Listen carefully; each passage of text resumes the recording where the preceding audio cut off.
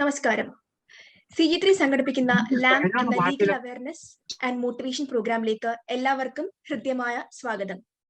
ഇന്ന് കോട്ടയം ജില്ലയിലെ പള്ളിക്കത്തോട് അരവിന്ദ വിദ്യാമന്ദിരം സ്കൂളിൽ ഈ ഓൺലൈൻ പ്ലാറ്റ്ഫോം വഴി നടക്കുന്നത് CG3യുടെ ഇത്തരത്തിലുള്ള മൂന്നാമത്തെ പരിപാടിയാണ്.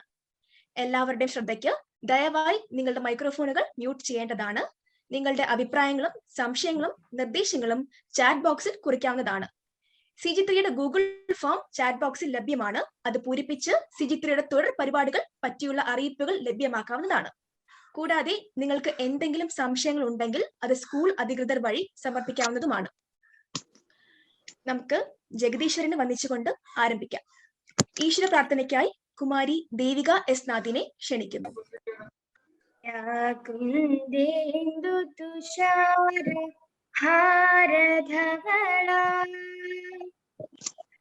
या शुभ्रवस्त्रावृता या वीणावरदण्डमण्डिता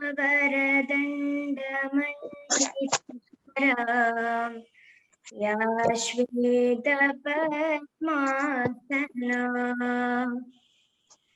या ब्रह्माच्युतशङ्कर प्रभृतिभः देवै सदा वन्दिता सा मां पातु सरस्वती भगवती विशेषजाड्यापः शुक्लां ब्रह्मविचार सारपरमा आद्यां जगद्व्यापिनी वीणा पुस्तकधारिणी अभयदां जाड्यान्धकारापहा हस्ते स्फाटिकमालिका विदधती पद्मासने संस्थिता वन्दे तां परमेश्वरी Bhagwati बुद्धिप्रदां शारदाम्.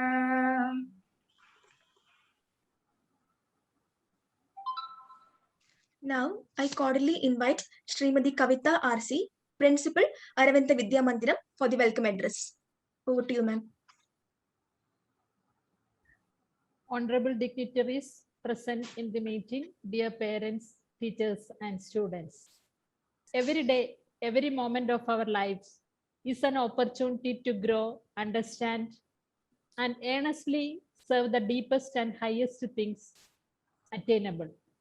Aravinda Vidyamandiram is always creative and attentive and act as per the need of the hour.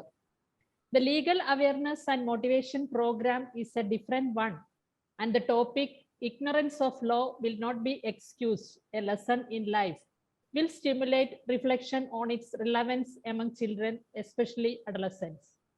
Aravinda is proud to associate with connecting governed governing governance body. I would like to move on the duty conferred upon me. Today's chief guest is Honorable Mr. Justice V. Chidambaresh, former Judge, High Court of Kerala. Of course, his keynote address will help us to become aware of law and lead to overcome our fear and strengthen our discipline. On behalf of all gathered here, I extend a warm welcome to Honorable Chief Justice Chidambaresh to this program. Dr. K.P. Kailasanatha Pillai, Senior Advocate of the Honorable Supreme Court of India, the mentor of CG3, is a well-wisher of our school, and he was the chief guest on our annual day in 2019. He has taken initiative to organize this program for us, and I welcome him to this program more as a host than a guest. Sir, I welcome you. Let me welcome Professor Jayshree Rao of Mathura University, who is here to explore and motivate the theme with us. I welcome Parvati V, final semester student, Mar Gregorius College of Law, Thiruvananthapuram, who has chosen law as her career, and she will share her experience. I welcome the entire crew of this CG3 for organizing this program here. I especially welcome Sri Anish Anikat, the reporter of Malayalam Manorama, who always brings special program for us. I welcome all the parents and teachers to this program. This program is specially for you, my dear students. You can have interact with the speakers and hope you maintain the session lively. I welcome all of you to this program. Once again, welcome. Thank you. Thank you, ma'am, for the warm welcome address. Now, I invite Dr. K.P. Kailasnatha Pillai, Senior Advocate of the Honorable Supreme Court of India and the mentor of CG3, to deliver the introductory speech. Sir, please. എല്ലാവർക്കും നമസ്കാരം. ബഹുമാനപ്പെട്ട കേരള ഹൈക്കോടതി മുൻ ന്യായാധിപൻ justice V Chidambaresh sir, Pallikkathodu Aravinda Vidyamandiram principal Shrimati Kavitha RC, ഇന്നത്തെ വിശിഷ്ട പ്രാസംഗിക professor Jayashree Rao, Aravinda വിദ്യാമന്ദിരത്തിലെ അധ്യാപകർ, അധ്യാപികമാർ, വിദ്യാർത്ഥികൾ, വിദ്യാർത്ഥിനികൾ, രക്ഷകർത്താക്കൾ, മറ്റു സുഹൃത്തുക്കൾ, അഭ്യുദയകാംക്ഷികൾ, ശ്രീമാൻ അനീഷ് അനിക്കാട്, മലയാള മനോരമ ബ്യൂറോ ചീഫ്, CG3യുടെ അംഗങ്ങൾ, വളരെ ഇമ്പമായിട്ട് ഈശ്വര പ്രാർത്ഥന നടത്തിയ ദേവിക ബി നാഥ്, കോമ്പയറിങ് നിർവഹിക്കുന്ന ഹൈറ സോളമൻ, നന്ദി പ്രകടനം നടത്തുവാൻ സന്നിഹിതയായ പാർവതി വി നായർ, മറ്റെല്ലാ സുഹൃത്തുക്കൾക്കും വിനീതമായി നമസ്കാരം പറഞ്ഞുകൊണ്ട് ഞാൻ 2 വാക്കുകൾ പറയുവാൻ ആഗ്രഹിക്കുന്നു. നമ്മൾ ഇന്നിവിടെ കൂടിയിരിക്കുന്നത് ഒരു ശുഭമുഹൂർത്തത്തിലാണ്. എല്ലാവർക്കും സന്തോഷമുള്ള ഒരു മുഹൂർത്തത്തിലാണ്. +2 പരീക്ഷാഫലം അറിയിക്കുകയും അതിൽ അരവിന്ദ വിദ്യാമന്ദിരത്തിന് തിളക്കമാർന്ന വിജയം ലഭിക്കുകയും ചെയ്ത ഒരു നല്ല സന്തോഷത്തിൻ്റെ മുഹൂർത്തത്തിലാണ് നമ്മളിവിടെ കൂടിയിരിക്കുന്നത്. CG3 എന്ന സംഘടന, connecting governed, governing and governance, ഭരിക്കപ്പെടുന്ന ആളുകളെ ഭരണകൂടവുമായും ഭരണവുമായും ബന്ധിപ്പിക്കുന്ന, ഘടിപ്പിക്കുന്ന, അതിനുവേണ്ടിയുള്ള ഒരു പരിശ്രമം നടത്തുന്ന ഒരു കൂട്ടായ്മയുടെ ഫലമാണ് CG3 എന്ന സംഘടന. നിയമപരമായ കാര്യങ്ങളിൽ വളരെയധികം വെബിനാറുകളും സെമിനാറുകളും പ്രോഗ്രാം നടത്തുക, പബ്ലിക് സർവീസ്, നിയമസഹായം, നിയമബോധവൽക്കരണം തുടങ്ങിയ കാര്യങ്ങളിൽ ശ്രദ്ധ പതിപ്പിച്ചുകൊണ്ട് മുന്നോട്ട് പോകുന്ന ഒരു എളിയ സംരംഭമാണ് CG3. തുടങ്ങിയിട്ട് 1 വർഷം മാത്രമേ ആയിട്ടുള്ളൂ എങ്കിലും കോവിഡ് എന്ന മഹാമാരി നമുക്ക് മുമ്പിൽ ഉയർത്തിയ വെല്ലുവിളികളെ, മാനസികമായ സംഘർഷങ്ങളെ, മറ്റ് പ്രയാസങ്ങളെ അഭിമുഖീകരിക്കുന്നതിന് ഒരു കൂട്ടായ്മ, അതാണ് CG3 എന്ന സംരംഭം. CG3യുടെ പല പരിപാടികളിൽ വെച്ച് വളരെ സുപ്രധാനമായ ഒരു പരിപാടിയാണ് ലാംബ് എന്ന ചുരുക്കപ്പേരിൽ legal awareness and motivation programme എന്ന പ്രോഗ്രാം ഇന്നിവിടെ ഞങ്ങൾ സംഘടിപ്പിക്കുന്നത്. അതിന് വേദിയാകുവാൻ വേണ്ടി അരവിന്ദ വിദ്യാമന്ദിരം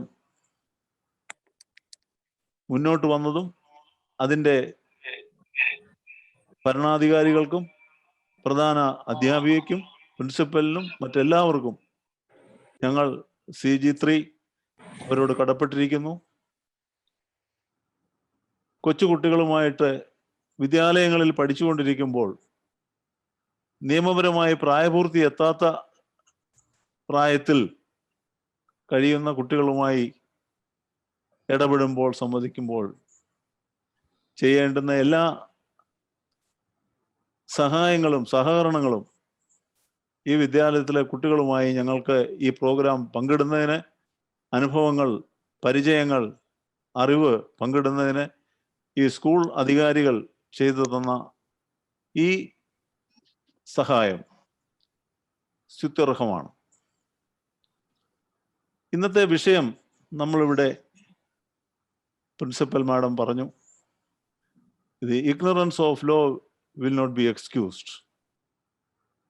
നമ്മൾ നിയമം പഠിക്കുന്നത് നിയമം അറിയുവാൻ വേണ്ടിയും ഉത്തമ പൗരന്മാരായി ജീവിക്കുന്നതിന് വേണ്ടിയും നിയമം അറിഞ്ഞിരിക്കണമെന്നുള്ളതുണ്ട്. ഇന്നത്തെ കാലഘട്ടത്തിൽ ആവശ്യമായ പല സുപ്രധാന കാര്യങ്ങളിൽ ഒന്നാണ് നമ്മളുടെ നാട്ടിൽ നിലവിലുള്ള, രാഷ്ട്രത്തിൽ നിലവിലുള്ള നിയമവ്യവസ്ഥയെക്കുറിച്ച് അല്പമെങ്കിലും മൗലികമായ കാര്യങ്ങളെങ്കിലും നമ്മൾ അറിഞ്ഞിരിക്കുക എന്നുള്ളത്. എന്തുകൊണ്ടോ നമ്മുടെ സ്കൂൾ വിദ്യാഭ്യാസ തലത്തിൽ നിയമത്തെ പറ്റി കൂടുതൽ അറിയുന്നതിന് വേണ്ടി, പഠിക്കുന്നതിന് വേണ്ടി ഐച്ഛിക വിഷയമായിട്ട് എടുക്കുന്നതിന് പോയിട്ട് സാധാരണ വിഷയമായി പഠിക്കുന്നതിന് വേണ്ടി പോലും ഒരു പഠന സമ്പ്രദായത്തിൽ, പഠന വിഷയങ്ങളിൽ നിയമത്തെക്കുറിച്ച് വളരെ ചുരുക്കമായി, വളരെ കുറച്ചു മാത്രം, വളരെ വളരെ മിതമായിട്ട് പോലും ഇല്ലാത്ത ഒരു രീതിയിലാണ് പഠിപ്പിക്കുന്നത്. എന്നാൽ ഈ കഴിഞ്ഞ കാലഘട്ടത്തിൽ ഇന്ത്യയിൽ CBSEയുടെ സിലബസ് ക്രമീകരിച്ചപ്പോൾ +1, +2 ക്ലാസ്സുകളിൽ ലീഗൽ സ്റ്റഡീസ് എന്ന ഒരു വിഷയം പഠിപ്പിക്കുന്നതിന് വേണ്ടി തുടങ്ങിയിട്ടുണ്ട്. എങ്കിലും നിയമത്തെക്കുറിച്ചുള്ള അറിവ് നമ്മൾ നിയമജ്ഞന്മാരാകുന്നതിനോ അഭിഭാഷകരാകുന്നതിനോ ന്യായാധിപന്മാരാകുന്നതിനോ വേണ്ടി മാത്രമല്ല. ഇപ്പോൾ ഞാൻ ഈ വാക്കുകൾ പറയുമ്പോൾ നിങ്ങൾ എല്ലാവരും നാളെ +2 ക്ലാസ് കഴിഞ്ഞാൽ ഉടൻ തന്നെ LLB കോഴ്സിന് ചേർന്ന് എല്ലാവരും വക്കീലാകണമാരാണോ എന്നല്ല പറയുന്നത്. അതിന് യഥാർത്ഥമായി ടാലൻസ് ഉള്ള, അഭിരുചിയുള്ള കുട്ടികൾ ഈ കൂട്ടത്തിൽ കാണും. എഞ്ചിനീയറിങ്ങിനും മെഡിസിനും ചാർട്ടേഡ് അക്കൗണ്ടൻസിക്കും മറ്റു പല വിഷയങ്ങൾക്കും പഠിക്കാൻ, കമ്പ്യൂട്ടർ സയൻസിനും ഒക്കെ പഠിക്കാൻ വേണ്ടി നിങ്ങൾ +2 കഴിഞ്ഞ് നിങ്ങൾക്ക് ഇഷ്ടമുള്ള കോഴ്സുകളിൽ ചേരുമ്പോൾ അതിനു മുൻപ് തന്നെ സ്കൂൾ ക്ലാസ്സുകളിൽ നിങ്ങൾ ഈ വിഷയങ്ങളെക്കുറിച്ച് മാത്തമാറ്റിക്സും കെമിസ്ട്രിയും ഫിസിക്സും ബയോളജിയും എക്കണോമിക്സും ഹിസ്റ്ററിയും ഒക്കെ പഠിച്ചിട്ടുണ്ടായിരിക്കും.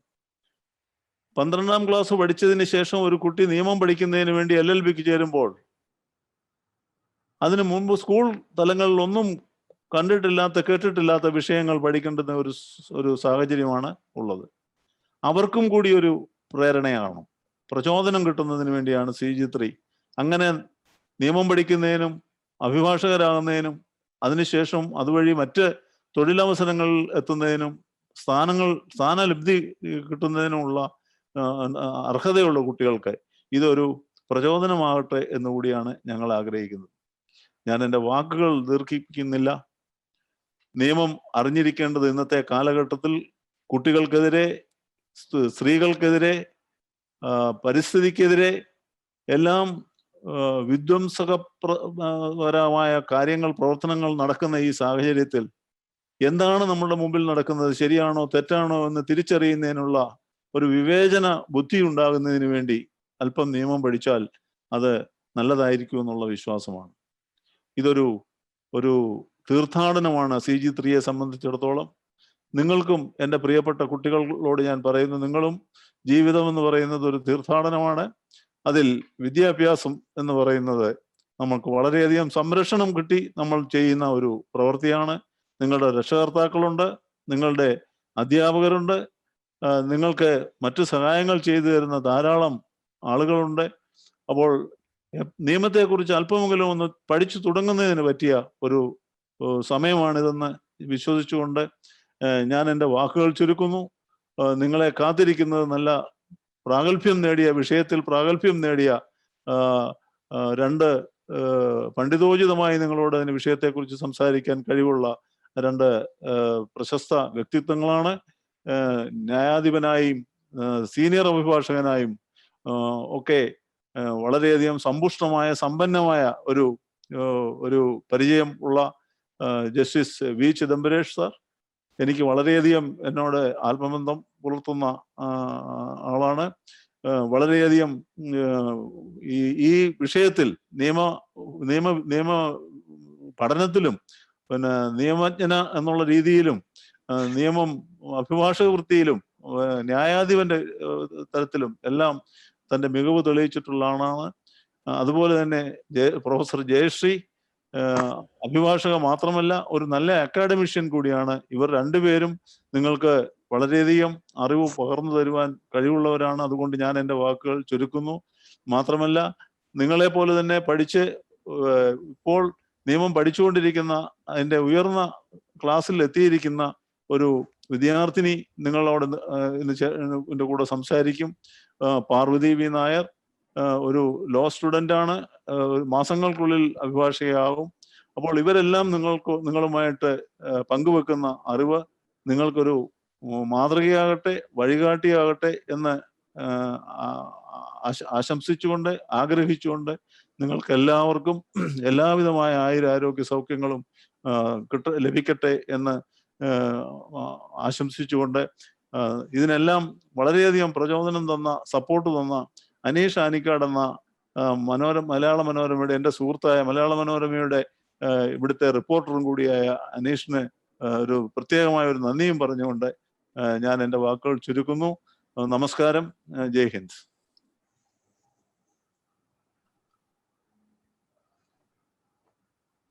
ഇതിനെ തുടർന്ന് CG3 ഗാനം ആലപിക്കുന്നതാണ്. CG3 ഗാനത്തിനെ പറ്റി പറഞ്ഞാൽ അതിൻ്റെ രചയിതാവും അതിൻ്റെ സംവിധായകനും എല്ലാം നമ്മുടെ Aneesh ആനിക്കാടാണ്.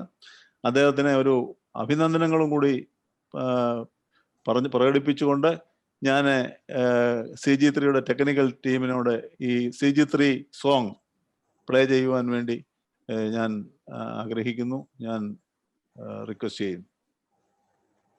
Thank you, sir, for your inspirational words, and it was indeed thought-provoking. Now, on behalf of CG3 for LAMP, I'm extremely fortunate to have this opportunity to invite this noble dignitary, an epitome of wisdom and reason, one of the eminent judges, Honorable Mr. Justice V. Chidambaresh, who also seldom delivered judgments from the heart rather than from mind. He graduated from the Government Law College, Tirunelveli, and he was designated as the senior advocate, and subsequently he was elevated as the judge of the Kerala High Court. I most respectfully invite your lordship to light the lamp for brightening these young minds. So please. Good evening. I hope the majority of the audience are students. My endeavor is to motivate them, though the topic is ignorance of law is not an excuse. Everybody should have a fundamental knowledge of law, though they may not be aware of the nuances of law. The Constitution of India guarantees many rights, and there are corresponding obligations also on you. Unless one is aware of the rights, he may not be able to exercise it. One has got a right to own the property, though there is no fundamental right. You have a right to inherit the property.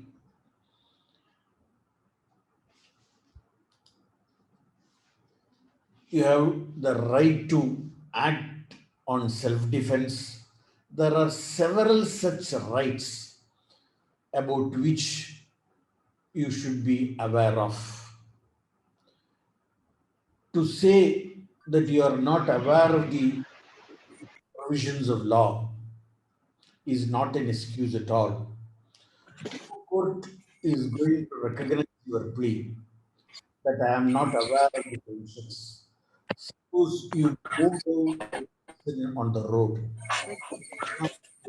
that I was not aware of the provisions.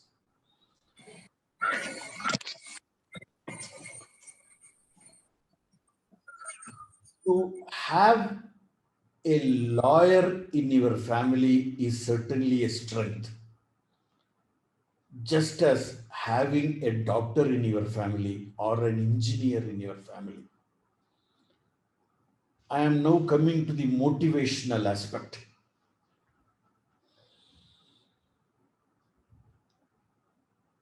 Every parent will love to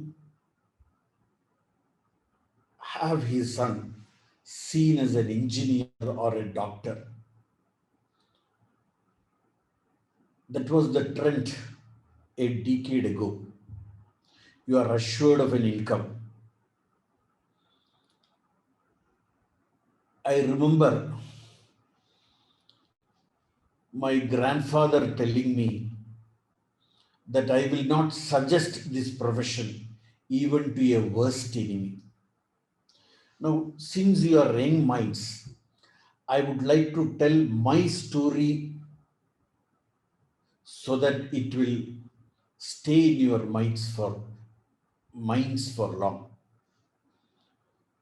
My parents wanted me to become an engineer. I had an aversion for biology and zoology.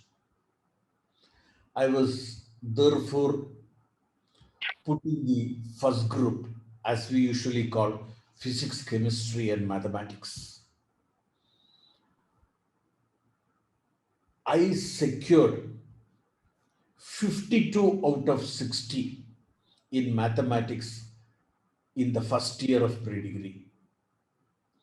In the second year of pre-degree, I dabbled in college politics. With the result, I got only 12 out of 90. I did pass in mathematics, but fell short of 50%. With the result, a seat booked in the NSS Engineering College, Palghat, could not be availed of by me because I did not reach the benchmark of 50. My parents still wanted me to be made an engineer. I joined BSc Physics. I was finding it extremely difficult to cope up with mathematics, though I loved physics very much. First year passed, second year passed. When I reached the third year, I told my parents that I would like to join a law college. They were simply surprised because this is the most uncertain profession one can ever come across. My father is a lawyer. My mother's father is a lawyer. My mother's grandfather was a lawyer. Everybody felt that it is an unsafe profession. One can either be a flop or a success. There is no guarantee at all, they said. My father also quoted Professor Krishnan Nair, who was the principal of the Madras Law College. He would address the students on the first day like this: children, gentlemen, you are seen here because you cannot be seen elsewhere. That is, those who did not get admission in any other college will come to the law college. That was the trend. I joined the law college. I struggled in the profession. But take it from me that at the end of your life or the evening of your life, a lawyer would have earned much more, 1,000 times more than an engineer or a doctor. It is not the money alone which counts. What is relevance is the glamour, the interest. Why I am telling you all this is that you should see where your passion lies. Suppose you want to become a singer, train singing, learn music. Many of the musicians here, particularly Carnatic musicians here, for example, Sanjay Subramaniam or P. Udikrishnan, are all MBA graduates, have studied well, held very good posts. They tendered their resignation to pursue the passion of music.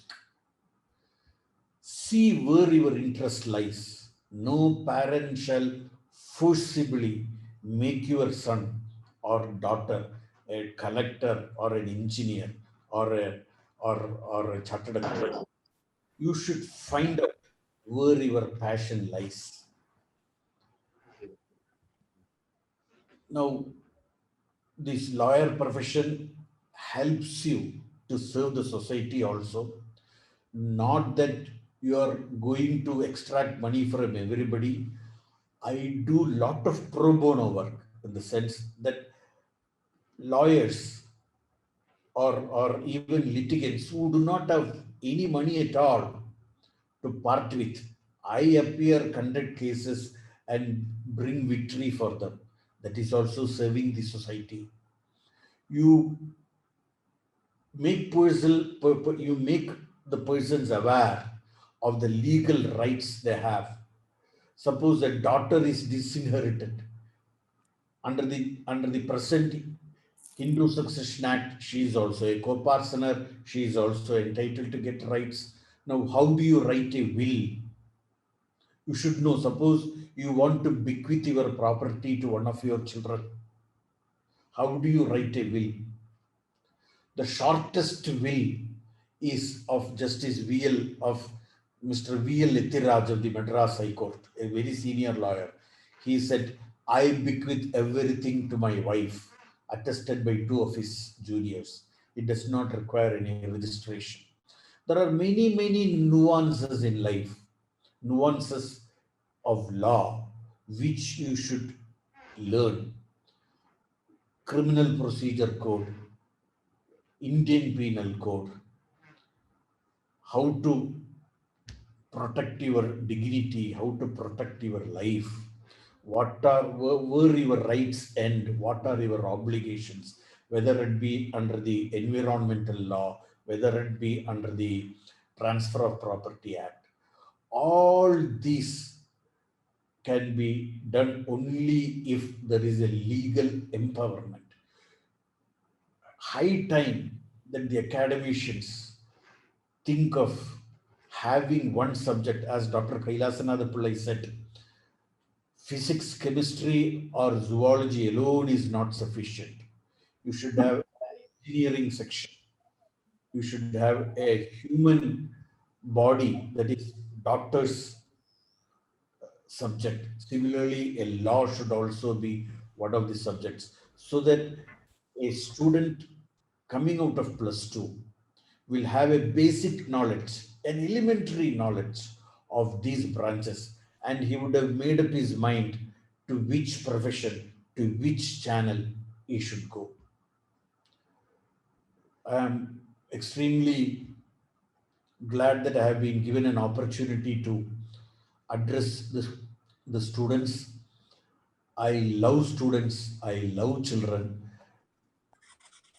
There is a social obligation also. Nowadays, a junior finds it very difficult to get accommodation in office, but every senior has got a social obligation to train his juniors, to accommodate juniors, to put them on the right track, so that you should come into legal profession is not a bad thing nowadays. Everybody should think of exploring the all avenues in life.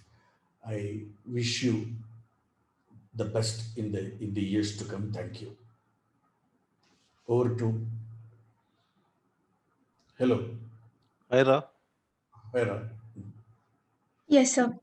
Thank you, sir, for sharing this truly inspiring and extremely informative sessions and these moments of expertise.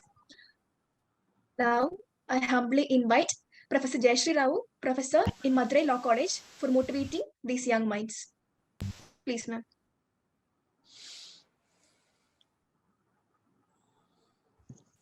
Thank you, Haira. Honorable Justice Chidambaresh, former Judge, High Court of Kerala, Srimati Kavita, Principal Aravinda Vidyamandiram, Dr. K.P. Kailasnatha Pillai, Senior Advocate, Supreme Court of India and mentor of CG3, active and dynamic member of CG3, Ms. Parvati, and all other participants of this program, including students, parents, teachers, members of CG3. A warm good evening and namaste to one and all. It is my pleasure to be here with the Honorable Justice and other dignitaries. All of you are here after a thought-provoking address by Honorable Justice. It's really interesting, his life experience. Definitely, it provided a very good opportunity to all, especially the student community. What is the importance of imbibing law in our day-to-day life? I am here to deliver a special motivation address. Dear children, what to say? You are the real motivators. It is you. It is the concern over you which motivated us to organize these programs. It is a recurring program. We are here to motivate as a friend, to help and guide you at any time. The main reason for our concern over the student community is mainly on two aspects. First one is, you are not having enough time to think. You are learning a lot, but not having enough time to think what you have learned. Secondly, as a consequence, you are not able to have self-identification, self-realization. After completing all your homework, assignments, attending online, offline classes, then writing so many tests, periodic test, cycle test, and so many names are being given for your test, and attending other coaching classes. Moreover, you are attending some other classes to divert yourself from the syllabus and curriculum of school. Then definitely you will not give time to think of yourself. Even the school atmosphere, especially in the present situation, it is not favorable.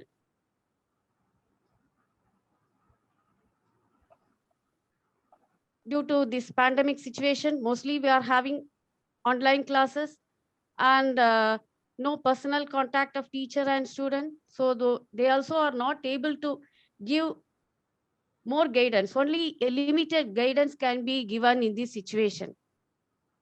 But dear children, life itself is a gift. It is given to live, to achieve, to enjoy, not to lose.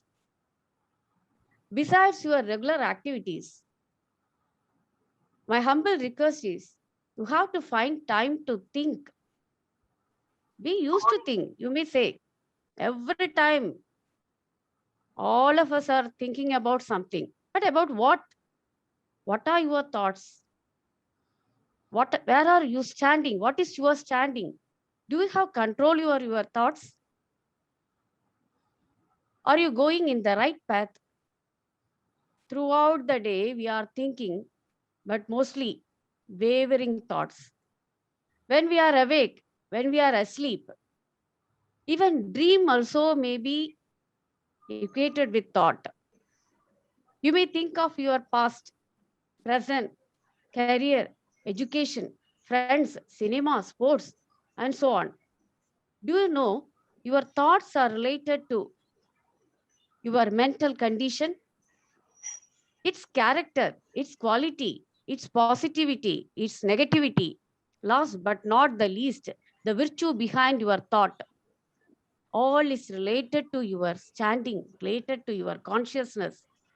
You may be in pain, you may be in pleasure, you may be in a happy mood, inability, expectation, excitement, anxiety. Dear children, you are aware of smileys, emojis. Try to recollect the images of all that you nowadays all of us are began to use. That these images that also reflects in our day-to-day life.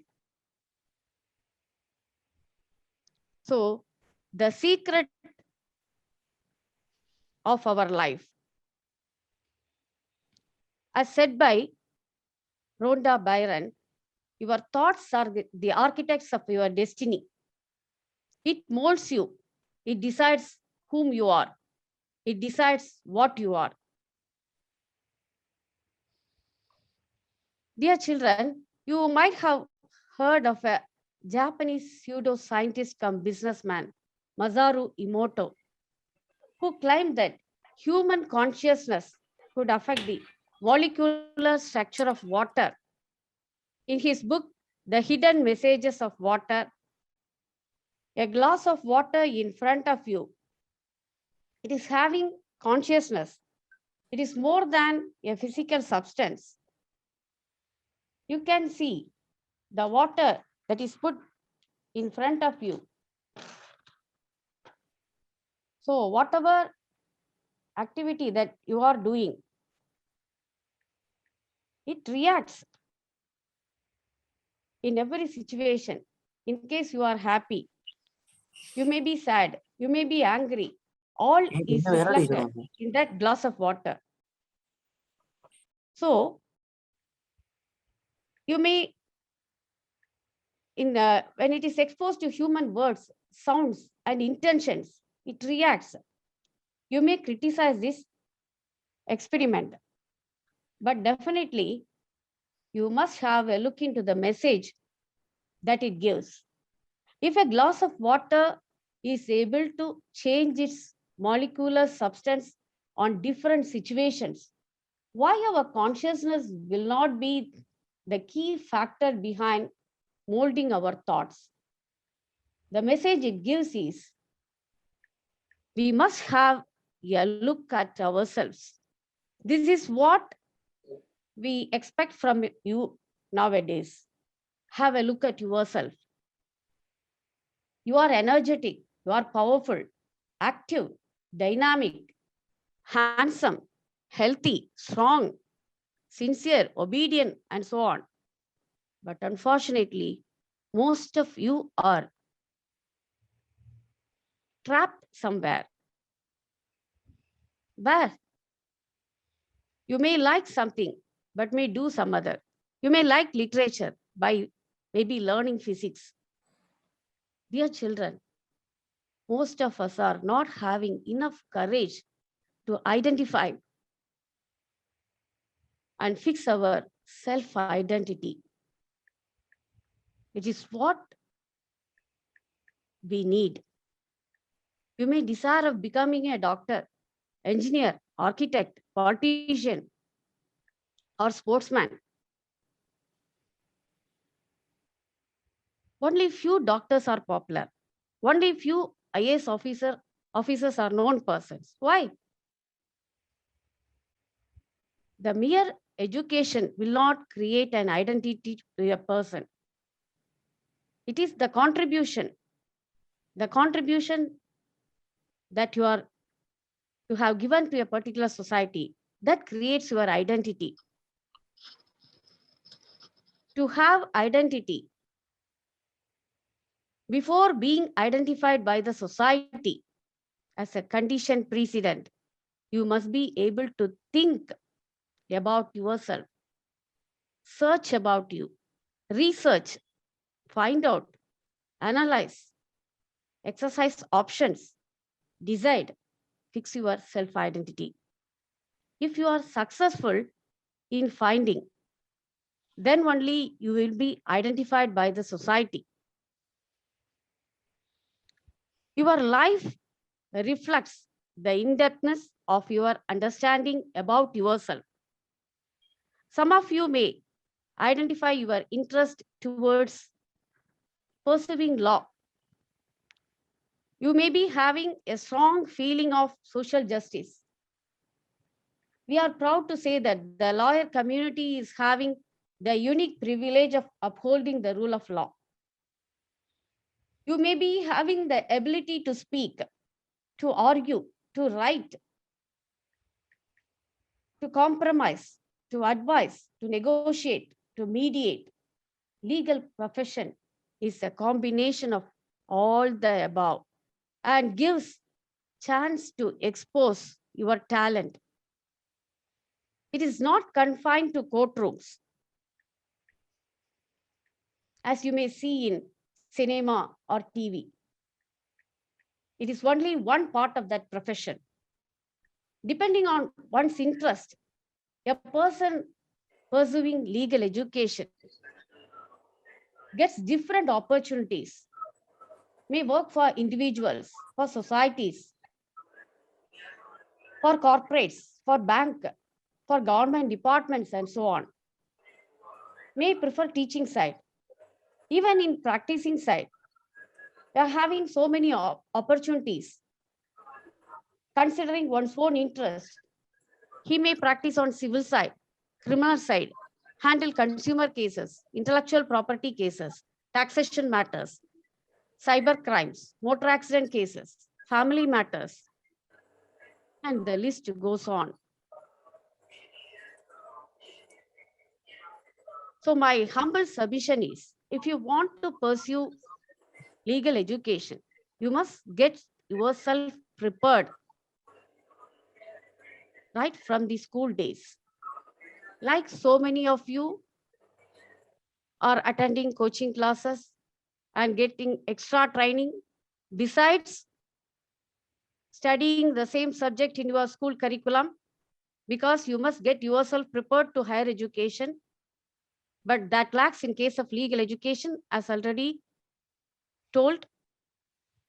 So you must get yourself prepared before entering into law colleges. Even CLAT exams that is meant for entering into National Law School also needs more preparation. For new legal aspirants is National Law University course, a 5 years BA LLB. The first batch of that course comprising 40 students. The advantage of this batch is that they are directly eligible to become judges. That is how the syllabus has been framed, the training has been given.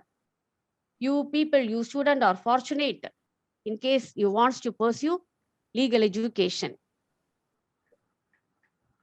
Even for others, you want to enter into other professionals. Knowledge of law is very important. It's an added advantage. It becomes a must in so many situations in your personal life, professional life. Your friend may be in need of some legal advice and help. Your relations may be in need of such help and advice. In case you are an employer, definitely you must be aware of so many legislations, and in order to comply with legal formalities to start and continue business.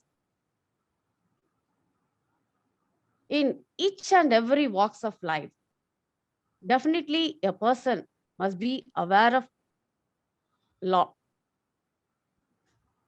In this context, dear students, some of the films, there are some motivating films. I'm not in the habit of viewing movies. I'm very restless to sit in a place for more than 1 hour or 2 hours. That may be the reason. But definitely, if you are having interest, the cinema, Tamil film, Tamil movie, Manithan, it's directed by Udayanidhi Stalin, the present MLA of Tamil Nadu Legislative Assembly. And likewise, 2018 Malayalam film, Fiend, that film. Also, that is relating to some legal background, how we can succeed. A person having a legal background, fighting for justice. A person not having legal background, he is also fighting for justice. These two films that I think it practically, it is a very good film to motivate others, to create interest in others, to know about law, legal background. Already it is told like this, ignorance of law is not excusable. Each and every citizen is bound to know the law of the land. Besides that, like you, the student community, this type of films, I think it is encouraging. Dear children, I think it is right time to search in depth. Make your choices. Define your values. You are responsible. You alone are responsible for what you are. It is meaningless to blame others for your failures. You may have gratitude towards the person who helped you in achieving, but don't blame others for your failures. Even it may be teachers, it may be your school, college, or anything. Don't underestimate yourself. Even the last benchers may be the best brain in the world. Hope for the best. Sky is the limit. Awake with hope. Hope is a good, tasty, and healthy breakfast. Don't postpone it for lunch or dinner. Dear students, don't care about who is the biggest pond, because you are the whole different animal in the ocean. All the very best to each and every one of you towards your search in identifying and fixing your goals. Congratulations to all the +2 students of Aravinda School. Thank you all for your patient listening, and thank you very much for giving this opportunity. Once again, I thank one and all. Thank you. Thank you. Thank you, ma'am, for your motivational and inspirational words. It was indeed very much inspiring to each one of us, each students of Aravinda Vidya Mandiram, and hope you all have a very good profession and you all have a very good way ahead, hearing these inspirational words by all these speakers. Now, I invite the technical team to kindly play the CG3 anthem. And priorly, there was due to some technical glitches, we were unable to play the theme song. So apologies for the inconvenience caused. And now I invite the technical team to kindly play the CG3 anthem.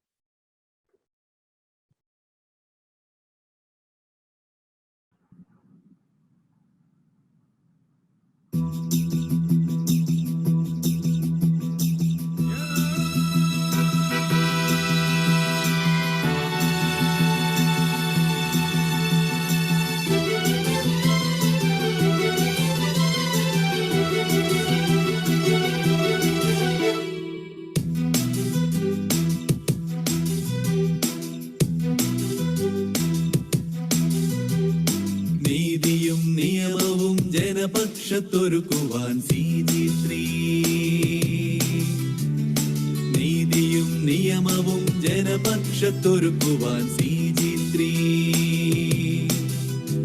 നിശബ്ദ ഖണ്ഡങ്ങളിൽ ശബ്ദമായി നീതിന്യായത്തിൻ ബോധമുണർത്താൻ CG3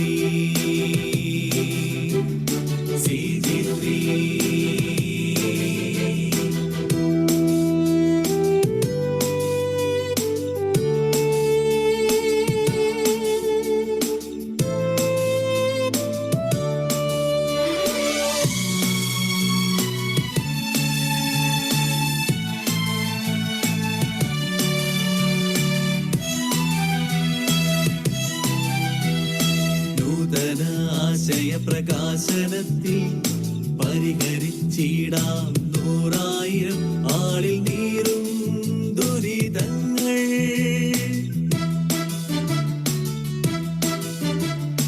നൂതന ആശയപ്രകാശനത്തിൽ പരിഹരിച്ചിടാം 100,000 ആളിൽ നീറും ദുരിതങ്ങൾ.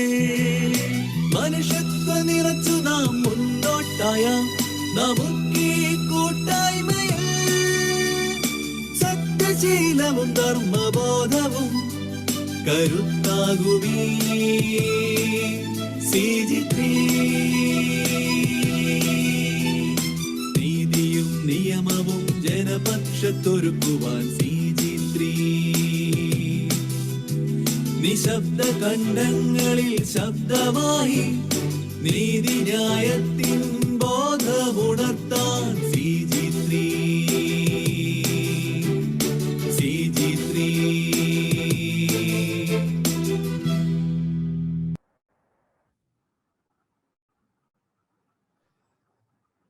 Thank you, technical team.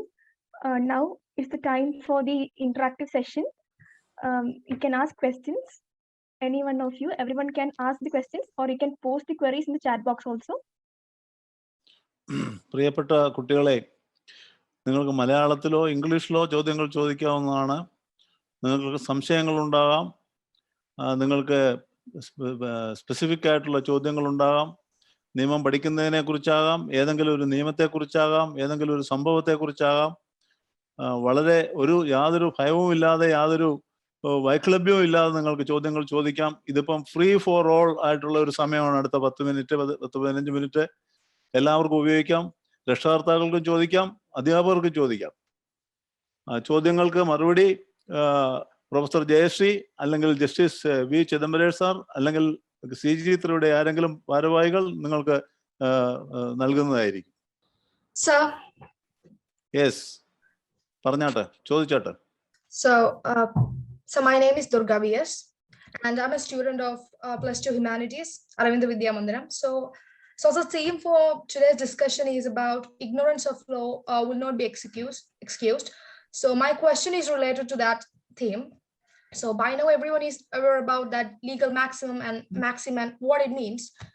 So in a country like India, so where the population is so heavy, and also the rate of literacy among people is not that, considering the world average of literacy, India is still lagging behind that. So here we have one Supreme Court and around 25 high courts, and each court make laws on their respective jurisdiction. So every day there are new laws are formed, and we have a constitution which is very big. In the entire world, it is the biggest written constitution. It has a lot of provisions, and in this scenario, even it is impossible for graduation, like people who hold graduation or post-graduation or even doctoral degrees, to remember or to be able to understand all these legal provisions. It is humanly impossible. So in this case, like how, I think it is, it is kind of impossible for normal ordinary Indian citizen to be aware about all these legal provisions. So even when for students who study legal, law, like it is impossible for us to understand all these things, to assimilate all these, like what are the implications in real life. We do need help of a legal advisor for all these things. So how is our judicial system expect us ordinary citizen to cooperate with them in this case? Like it is impossible. So what are your comments on that? Like how are we citizens be able to understand all these things? So because we should keep in mind that most of people are illiterate, They don't even know about the basic rights that is guaranteed to them by the Constitution. So it is really a helpless situation, but we must know all these things. So how do you think it is possible for us to know all these things? So how can we be part of our judicial system so that our country can develop, or so that our people will not lag behind in case of rights and duties? So please. Durga, you would like to, which of the speaker to answer your question? You have any priority? So I think I don't have any priority. I think because I believe that everybody is, everyone's are veterans and you're also experienced. So I say I would like to get a mixed response. Really, I would like to get a mixed response. Mixed response. We will definitely give. Sir, Justice Chidambaram Saab, kindly respond to her question. Thank you, sir. A judiciary does not make law at all. It only interprets the law.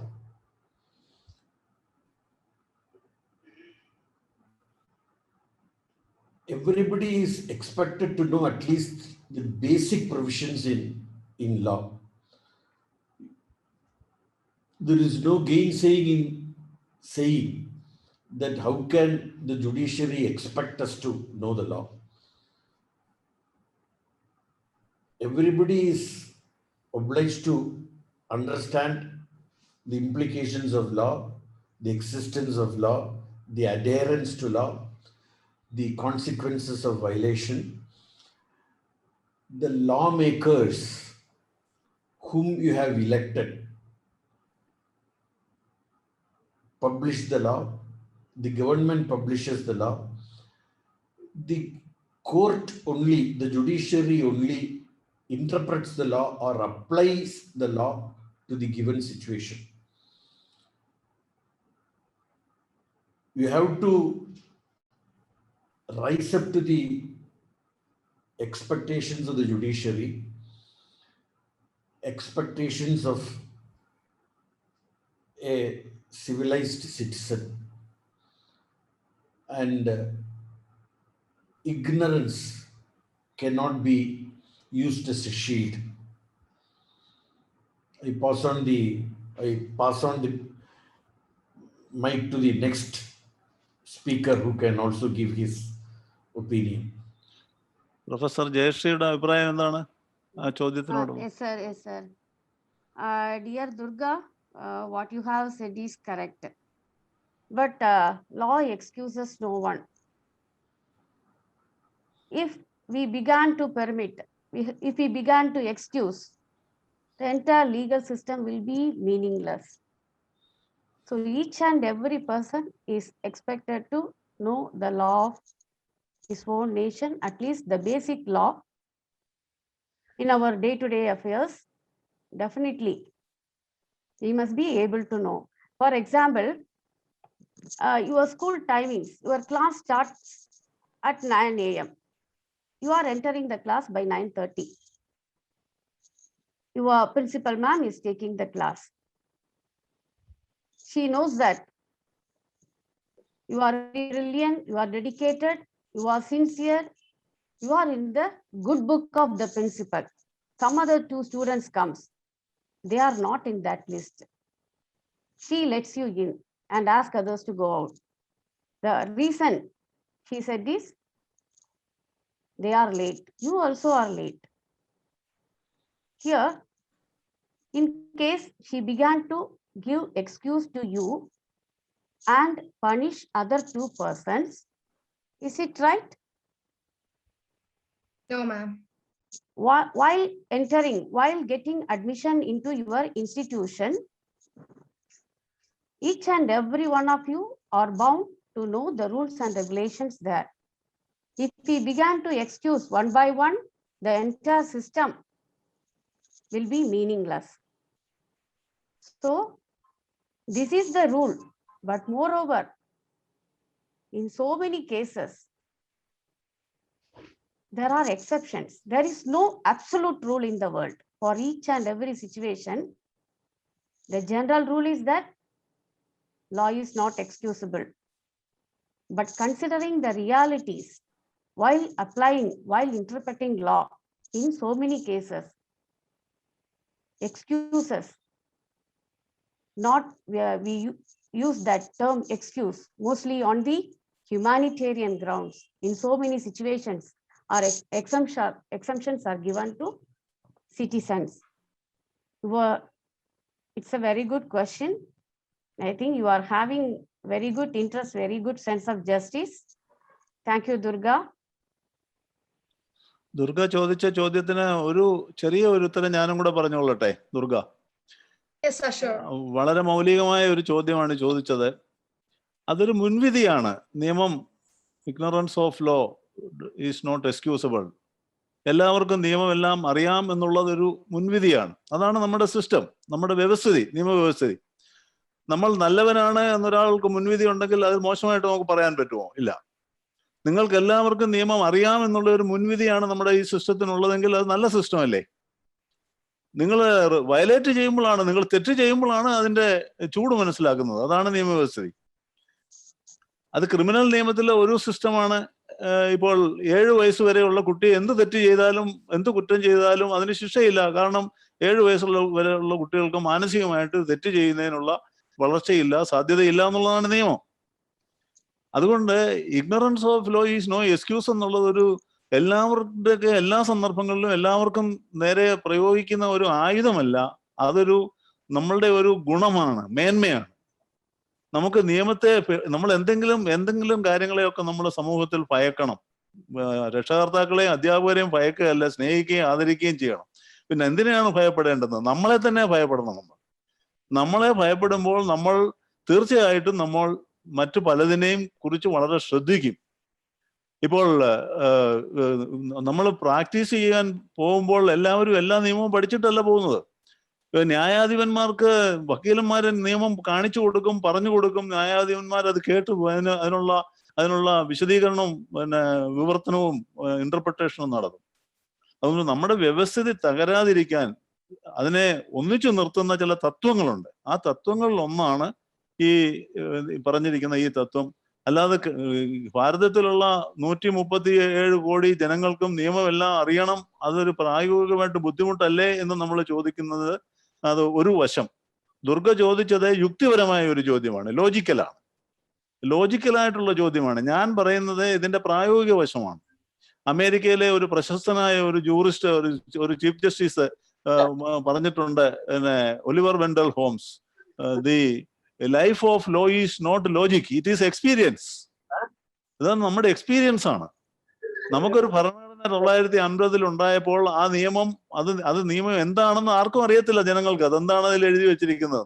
അത് പിന്നീട് എപ്പോഴാണ് മനസ്സിലായി വരുന്നത് കോടതി അതിനെ വിമർശിക്കുമ്പോഴും അതിനെ interpret ചെയ്യുമ്പോഴും നമ്മൾക്ക് ഓരോ കേസുകൾ വന്നപ്പോൾ ഇതൊക്കെയാണ് ഭരണഘടനയിൽ എഴുതി വെച്ചിരിക്കുന്നതെന്ന് നമുക്ക് മനസ്സിലായി. അപ്പോൾ അതുകൊണ്ട് നിയമം, എല്ലാവർക്കും നിയമം അറിയണം എന്നുള്ളത് ഒരു മുൻവിധിയാണ്. അല്ലെങ്കിൽ നമ്മളുടെ ഇതിന്റെ ഒരു പ്രിസംഷൻ എന്ന് പറയും. It is a presumption of knowledge of law. That is it.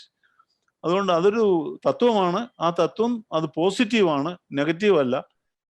നമ്മളെ അതിന്റെ പ്രാഗ്മാറ്റിക് ആയിട്ടുള്ള വശം നമ്മൾ മനസ്സിലാക്കിയാൽ മതിയാവും. നമ്മൾ നിയമം അറിഞ്ഞിരിക്കുന്നത്, നിങ്ങൾ സ്കൂളിൽ ഇപ്പോൾ നമ്മൾ ഇന്നിവിടെ ഈ ഒരു സെഷൻ നടത്തി നിങ്ങളൊക്കെ നിയമത്തെക്കുറിച്ച് അല്പം അറിഞ്ഞിരിക്കണം. ഇന്നത്തെ കാലഘട്ടം അത്ര ദുഷ്കരമാണ്, നിയമം അല്പം അറിഞ്ഞിരുന്നാൽ നല്ലതാണെന്ന് പറയാൻ കാരണം നമ്മൾ ജീവിക്കുമ്പോൾ തന്നെ ഇപ്പോൾ നമ്പി നാരായണൻ എവിടെ എത്തേണ്ടിയിരുന്ന ഒരു ശാസ്ത്രജ്ഞനായിരുന്നു. അദ്ദേഹം ഒടുവിൽ അവസാനം എവിടെ എത്തി? അദ്ദേഹം നിയമത്തിന്റെ കുരുക്കിൽപ്പെട്ട് നിയമജ്ഞന്മാരുടെയും അഭിഭാഷകരുടെയും ന്യായാധിപന്മാരുടെയും പോലീസുകാരുടെയും ഇൻവെസ്റ്റിഗേറ്റിംഗ് ഏജൻസികളുടെയും ഒക്കെ ഇടയിൽപ്പെട്ട അദ്ദേഹത്തിന്റെ ആ ഫയർ മുഴുവൻ അങ്ങനെ നശിച്ചു. അപ്പോൾ ഈ നിയമം അല്പം പഠിക്കുകയാണെന്നുണ്ടെങ്കിൽ ഡോക്ടർ APJ അബ്ദുൽ കലാം പറഞ്ഞ പോലെ that will ignite your mind. Ignited minds എന്ന് പറഞ്ഞൊരു പുസ്തകം APJ അബ്ദുൽ കലാമിന്റെ ഉണ്ട്. നിങ്ങൾ പലരും അത് വായിച്ചിട്ടുണ്ടായിരിക്കും, നിങ്ങളുടെ അധ്യാപകർ നിങ്ങളോട് അതിനെ നിർദ്ദേശിച്ചിട്ടുണ്ടായിരിക്കും. അതുകൊണ്ട് നിയമം അറിഞ്ഞിരിക്കുക എന്നുള്ളത് ഒരു എല്ലാവർക്കും. ഇപ്പോൾ ഞാനൊരു അഭിഭാഷകനാണ്. ഞാൻ പ്രാക്ടീസ് തുടങ്ങിയത് തിരുവനന്തപുരത്ത് സെക്കൻഡ് ക്ലാസ് മജിസ്ട്രേറ്റ് കോടതിയിൽ നിന്നാണ്. അന്ന് സെക്കൻഡ് ക്ലാസ് മജിസ്ട്രേറ്റ് ഉണ്ട്, ഇന്ന് സെക്കൻഡ് ക്ലാസ് മജിസ്ട്രേറ്റ് കോടതിയില്ല.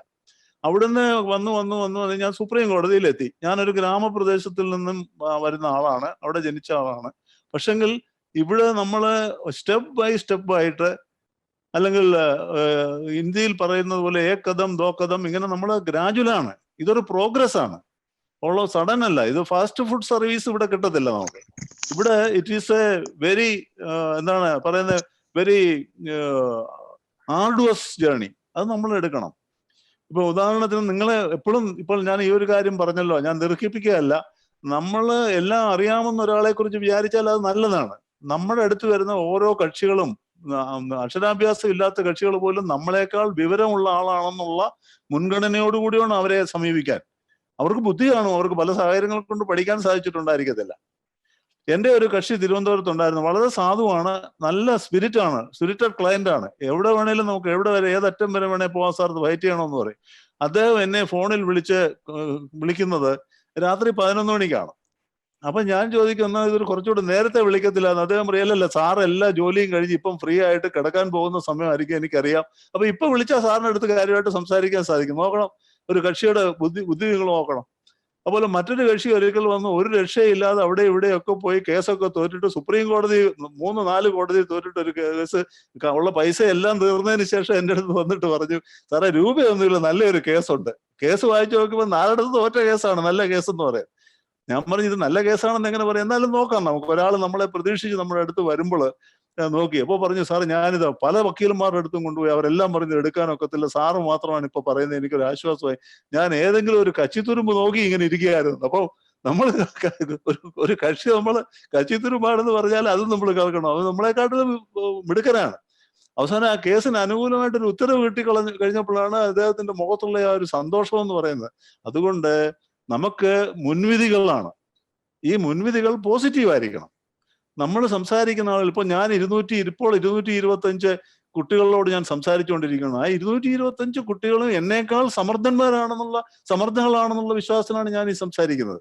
എൻ്റെ ഫാക്കൽറ്റീസിനേക്കാൾ ഷാർപ്പായിട്ടുള്ള ഫാക്കൽറ്റീസ് ഉള്ള കുട്ടികളാണ് അരവിന്ദ വിദ്യാമന്ദിരത്തിലുള്ളതെന്നാണ് ഞാൻ വിശ്വസിക്കുന്നത്. ഈ സ്കൂളിനിട്ട പേര്, അരവിന്ദ മഹർഷിയുടെ പേര് അന്വർത്ഥമാക്കുന്ന രീതിയിൽ കഴിവുള്ളവരാണെന്നാണ് എൻ്റെ വിശ്വാസം. അതുകൊണ്ട് നിയമം അറിഞ്ഞിരിക്കുക എന്ന് പറഞ്ഞാൽ, നിയമം പഠിക്കുക എന്ന് പറഞ്ഞാൽ, നിയമം ഓരോ സാഹചര്യത്തിലും സ്വാമി വിവേകാനന്ദൻ പറഞ്ഞ പോലെ നിങ്ങളുടെ ഇഗ്നറൻസിന്റെ എതളുകൾ മാറ്റി വെളിച്ചത്തിലേക്ക് നിങ്ങൾ പോകാൻ. അല്ലെങ്കിൽ ബൈബിളിക്കൽ സെൻസ് ഉള്ള ലോർഡ് ബൈറന്റെ ഒരു സെന്റൻസ് ഉണ്ട്, to strive to seek to find and not to yield. അതിന് പ്രചോദനമാണ് നമുക്ക് വിദ്യാഭ്യാസത്തിൽ നിന്ന് കിട്ടുന്നത്. ദുർഗ ചോദിച്ചത് നല്ല ചോദ്യമാണ്. എനിക്കൊരു സംശയമുണ്ട്, ദുർഗ +2 ലീഗൽ സ്റ്റഡീസ് പഠിക്കുന്ന വിദ്യാർത്ഥിയാണോ എന്നൊരു സംശയം ഉണ്ടാണോ? അതെ സാർ, ആണ്. Okay, thank you, very good. I Thank you, sir. wish you all take law as your optional in the higher studies also. Okay, അടുത്ത ചോദ്യം.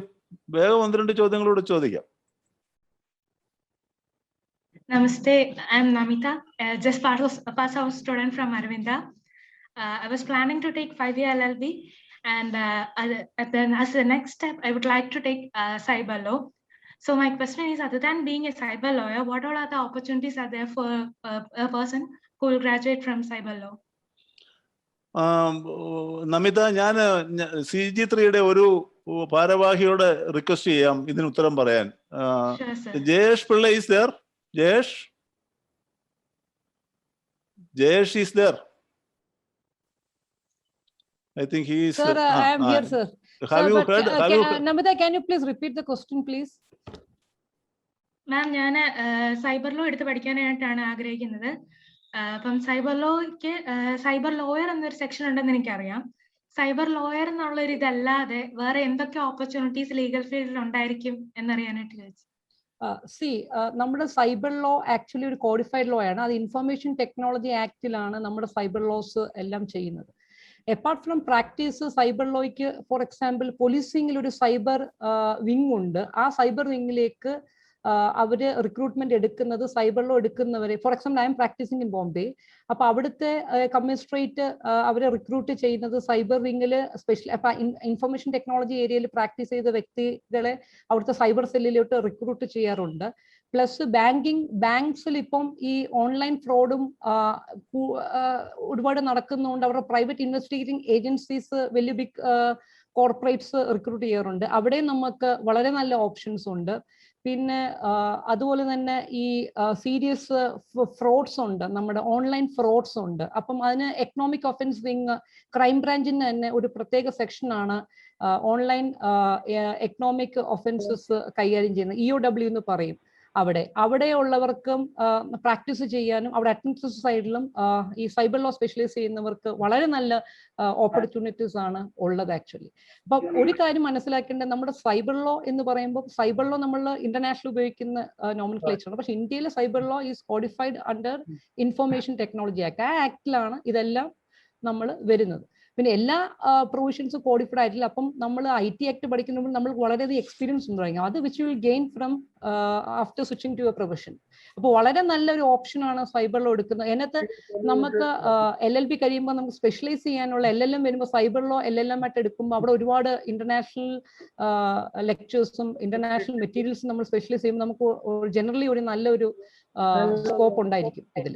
അപ്പൊ ഇതിന് നമുക്ക് സ്കോപ്പും വളരെ കൂടുതലാണ്, പ്രത്യേകിച്ച് ഇപ്പോഴത്തെ കാലഘട്ടങ്ങളിൽ. ഇപ്പൊ എല്ലാം ഓൺലൈൻ ട്രാൻസാക്ഷൻ നടക്കുന്ന ഈ സാഹചര്യത്തിൽ നമുക്ക് സൈബർ ലോയുടെ ബാക്ക്ഗ്രൗണ്ട് ഉണ്ടെങ്കിൽ, ഫോർ എക്സാമ്പിൾ ഒരു കമ്പനി, ഒരു ഗൂഗിൾ പോലുള്ള കമ്പനിയിൽ അവരുടെ ഒരു വെബ്സൈറ്റ് ഡിസൈനിങ്ങിന് വേണ്ടി നമുക്ക് സൈബർ ലോസ്, ഫോർ എക്സാമ്പിൾ ഓരോ കോർപ്പറേറ്റ്സും നമ്മൾ വെബ്സൈറ്റ്സ് ക്രിയേറ്റ് ചെയ്യുമ്പോൾ അതിന്റെ terms of use, privacy policy, ഇതൊക്കെ ഡ്രാഫ്റ്റ് ചെയ്യാനായിട്ടുള്ള വലിയൊരു ടാസ്ക് ഉണ്ട്.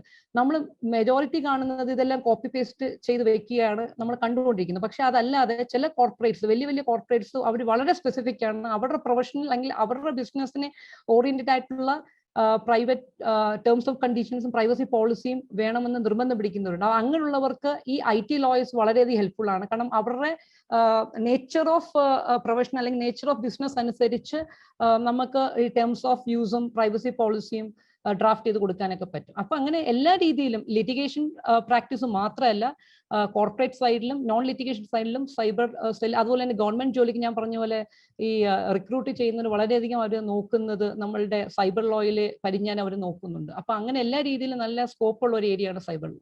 Thank you Namitha. Thank you, sir. അടുത്ത ചോദ്യം ആരാണ്? മലയാളത്തിലും ചോദിക്കാം, ഇംഗ്ലീഷിലും ചോദിക്കാം. Sir, namaste. Shravan. No, sir, myself, Advait Venu, I have been a part of +1 Humanities. Okay, പറഞ്ഞോട്ടെ.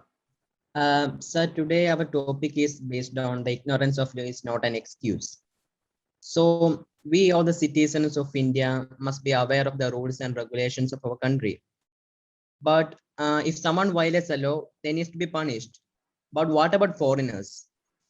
They will not be aware of our rules and regulation. So if a foreigner violates a law, what are the legal procedures? അതിന് ഉത്തരം പറയാൻ വേണ്ടി ഞാൻ ചിദംബരേഷ് സാറിനോട് request ചെയ്യും.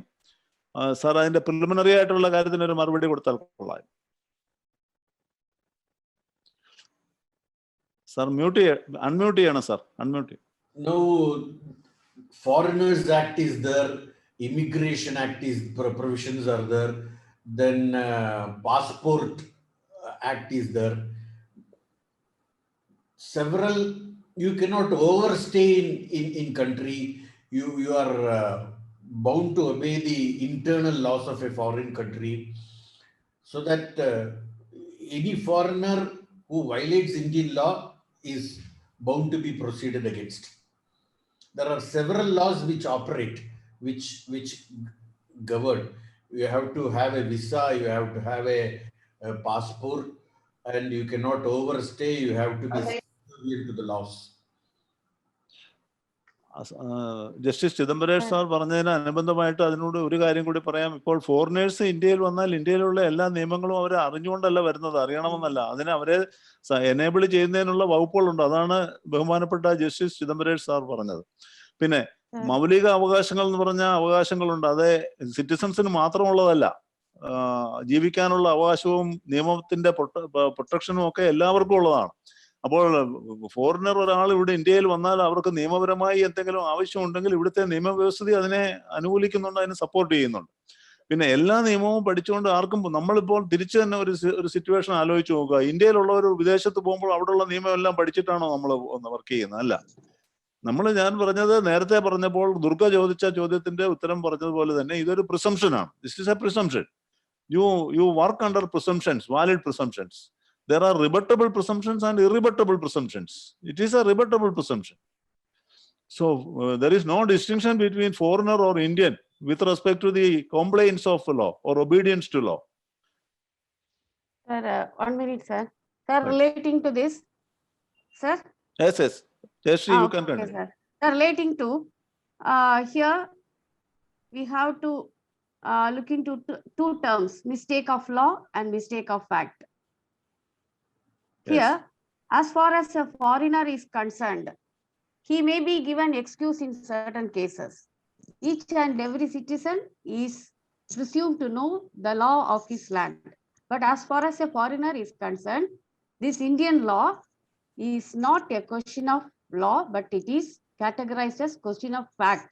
So in certain cases, excuse may be given to him. But there are certain universal crimes, murder. It is punishable wherever you have done, in the land, in the air, or in the sea. Relating to these matters, you cannot claim exemption, you cannot expect excuse. In case you are going to a foreign country with a visiting visa for 1 or 2 months, you are staying there. You will not, while going for a tour to enjoy, you will not spend your time to learn the entire legal system there. ഒരു ചെറിയ ഒരു example, നമ്മുടെ നാട്ടില് നമുക്കൊന്നും പതുക്കെ പറഞ്ഞ ശീലമില്ല.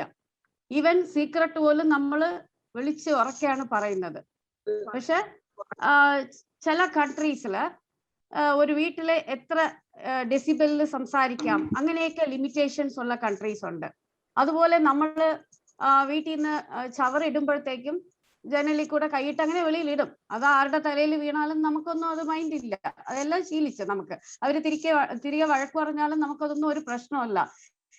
All had become a part of life for each and every aspect.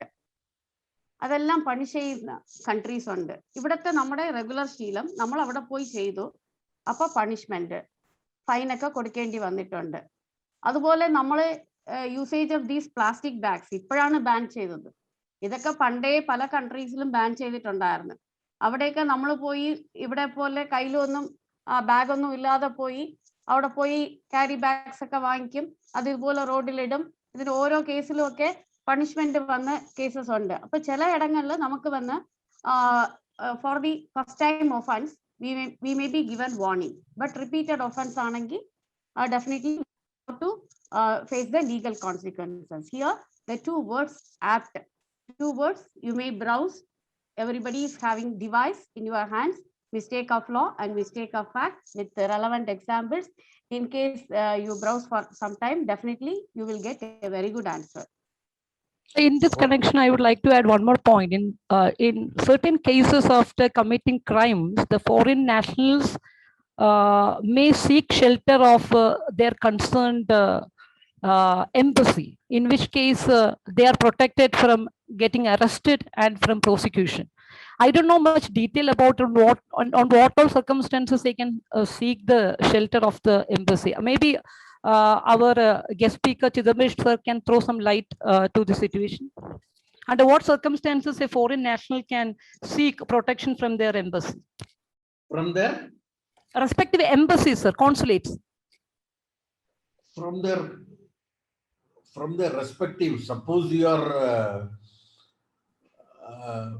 as far as the diplomats are concerned, they enjoy an immunity as far as diplomats. As far as other aspects are concerned, embassy will not come to your rescue at all. Of course, if you are stranded or if you are overstaying after the expiry of the visa period, your embassy may help you. For violation of law, no embassy is going to help you. But as far as a citizen is concerned, as Dr. Pillai said, they do enjoy rights similar to an Indian citizen. There is a famous case where a foreigner was raped in a train in Bengal, and Yes. That led to a finding whether they have got fundamental rights, whether they can exercise the rights as if he is an Indian citizen, and the court recognized that rights also. So Thank you, sir. അടുത്ത ചോദ്യം, നമ്മുടെ സമയം ഏകദേശം നമ്മൾ plan ചെയ്ത സമയം There are സെഷന്റെ സമയം two ആയിരിക്കുകയാണ്. questions in the chat box, sir. Sir, in the chat box there are 2 questions. Is there any More than- scholarships for LLB aspirants? Yes. There is one question that I think you can get an explanation with all details through your principal from CG3. We will get you the correct information in due course. Which is the other question, Jayashree? International law different from normal LLB. What is it? So just to add on the question related to scholarships, there are relevant scholarships in every professional course, and also for LLB also there are scholarship. But if we keep in government law colleges an option, and if we get in government law college, then we will get there will be only 2,000 to 3,000 അത്രേ fees നമുക്ക് കാണുള്ളൂ government law കോളേജസിലാണെങ്കിൽ. അല്ലാതെ professional കോളേജസിന് വേണ്ടി scholarship ഉണ്ട്. LLBക്ക് വേണ്ടി especially scholarship, law scholarships ഉണ്ട്. ഒരുപാട് scholarships ഉണ്ട്. നമുക്ക് നെറ്റിൽ ബ്രൗസ് ചെയ്യണമെങ്കിൽ കിട്ടും. ആദിത്യ സ്കോളർഷിപ്പ് ഉണ്ട്, ബിർള ഗ്രൂപ്പിന്റെ ഒരുപാട് സ്കോളർഷിപ്പ് ഉണ്ട്. അതേപോലെ international law different from normal LLB. LLBക്ക് അകത്ത് നമുക്ക് LLB സെമസ്റ്റേഴ്സിന്റെ അകത്ത് നമുക്ക് ഇന്റർനാഷണൽ ലോ എന്ന് പറഞ്ഞ സെപ്പറേറ്റ് സബ്ജക്ട്സ് നമുക്ക് പഠിക്കാൻ കാണും. ഇന്റർനാഷണൽ ലോ എന്ന് പറഞ്ഞ സബ്ജക്റ്റും കാണും. LLM രീതി നമുക്ക് സ്പെഷ്യലൈസേഷനും ചെയ്യാനും പറ്റും LLM-ല്. So just add on. അപ്പോൾ ചോദ്യങ്ങളും ഉത്തരങ്ങളുടെ സെഷൻ നമുക്ക് ഇവിടെ സമാപിക്കാം. മറ്റ് കൂടുതൽ ചോദ്യങ്ങളോ റിസർച്ച് ചെയ്ത് അറിയേണ്ടുന്ന ആൻസർ അറിയേണ്ടുന്ന ചോദ്യങ്ങളൊക്കെ ഉണ്ടെങ്കിൽ നിങ്ങൾക്ക് നിങ്ങളുടെ പ്രിൻസിപ്പൽ മാം വഴി CG3യെ ബന്ധപ്പെടാം. നമുക്ക് ഞാൻ ഹൈറയുടെ അടുത്ത പരിപാടിയിലേക്ക് പോവാൻ വേണ്ടി. Sure, sir. അപ്പോൾ thank you all for the active participation in the question and answer session. നിങ്ങളുടെ നല്ലൊരു ലോയിലേക്കുള്ള ഒരു പാർട്ടിസിപ്പൻസും എല്ലാ ഒരു ആകാംക്ഷയും കാണിച്ചിട്ടുണ്ട്. ഇനിയും ക്വസ്റ്റ്യൻസ് നിങ്ങൾക്ക് ചോദിക്കാം. അത് നിങ്ങളുടെ പ്രിൻസിപ്പൽ വഴി നമ്മുടെ CG3 ആയിട്ട് ബന്ധപ്പെടാം. എന്ത് ഹെൽപ്പ് ഉണ്ടെങ്കിലും ലീഗൽ ആയിട്ടുള്ള എന്ത് ഹെൽപ്പ് നമുക്ക് എന്തറിയണമെങ്കിൽ LLB പരമായിട്ടാണെങ്കിൽ പോലും നമ്മൾ പെർസീവ് ചെയ്യുന്ന രീതിയിലും സ്കോളർഷിപ്സ് എല്ലാം നമ്മൾ ചെയ്യുന്നതാണ്. നിങ്ങൾ കോൺടാക്ട് ചെയ്താൽ മതി. അടുത്തതായി ഞാൻ പാർവതി വി നായറിനെ വോട്ട് ഓഫ് താങ്ക്സിന് വേണ്ടി ലീഗൽ പ്രൊഫഷൻ എടുത്തതിന്റെ ആ വഴിത്തിരിവിനെ കുറിച്ചും ആ അനുഭവത്തിനെ കുറിച്ചും പങ്കിടാൻ വേണ്ടി പാർവതി വി നായറിനെ സ്വാഗതം ചെയ്യുന്നു. പാർവതി പ്ലീസ്. ബഹുമാനപ്പെട്ട honourable justice Chidambareshwar sir, school പ്രിൻസിപ്പലായ Shrimati Kavitha ma'am, doctor Kailas Nath Pillai sir, professor Jayanshree ma'am, സാന്നിധ്യം കൊണ്ട് ഈ വേദി ധന്യമാക്കിയ മറ്റെല്ലാ വിശിഷ്ട വ്യക്തികളെ, എൻ്റെ പ്രിയപ്പെട്ട വിദ്യാർത്ഥിനികളെ, ഒപ്പം അവരുടെ രക്ഷിതാക്കളെ. എൻ്റെ പേര് പാർവതി എന്നാണ്. ഞാനിപ്പം LLB കഴിഞ്ഞു. അതായത് മാർ ഗ്രിഗോറിയോസ് കോളേജ് ഓഫ് ലോയിലെ BCom LLB വിദ്യാർത്ഥിനിയായിരുന്നു ഞാൻ. കുറച്ച് മാസങ്ങൾക്ക് ശേഷം അഡ്വക്കേസി എന്നുള്ള നോബൽ പ്രൊഫഷനിലേക്ക് ഞാനും കടന്നു വരികയാണ്. ചിദംബരേശ്വർ സാർ പറഞ്ഞതുപോലെ ഒരു സ്റ്റോറി ഉണ്ട് എനിക്കും പറയാൻ. അതായത് എൻ്റെ അച്ഛന് ഞാനൊരു ഡോക്ടറായി കാണാനായിരുന്നു ആഗ്രഹം. ഞാൻ ഈ ഒരു ലോ സ്കൂളിലേക്ക് ജോയിൻ ചെയ്യുന്നു, അല്ലെങ്കിൽ കേരള LLB എൻട്രൻസ് എഴുതി എന്ന് പറഞ്ഞപ്പം ആരും തന്നെ എന്നെ സപ്പോർട്ട് ചെയ്തിട്ടില്ല. എല്ലാവരും ചോദിച്ചത്, എൻ്റെ ഫാമിലിയിൽ ലോയേഴ്സ് ആയിട്ട് ആരും തന്നെ ഇല്ല. അപ്പം ഒരു പെൺകുട്ടി എന്ന നിലയിലും ലോയേഴ്സിന്റെ ആരും ഇല്ലാതെയും ഞാൻ എങ്ങനെ ഈ പ്രൊഫഷനിൽ സ്റ്റേബിൾ ആയിട്ട് വരും, അല്ലെങ്കിൽ ഞാൻ ഒരുപാട് സ്ട്രഗിൾ ചെയ്യേണ്ടി വരില്ലേ എന്നോട് പലരും ചോദിച്ചിട്ടുണ്ട്. അതായത് പലരും എന്നെ ഡിസ്കറേജ് ചെയ്തു. എന്നിട്ട് ഏതെങ്കിലും ഒരു കോളേജിൽ MBBS-ന് സീറ്റ് എടുത്തു തരാവുന്നവരെ എൻ്റെ അച്ഛൻ എനിക്ക് ഓഫർ ചെയ്താണ്.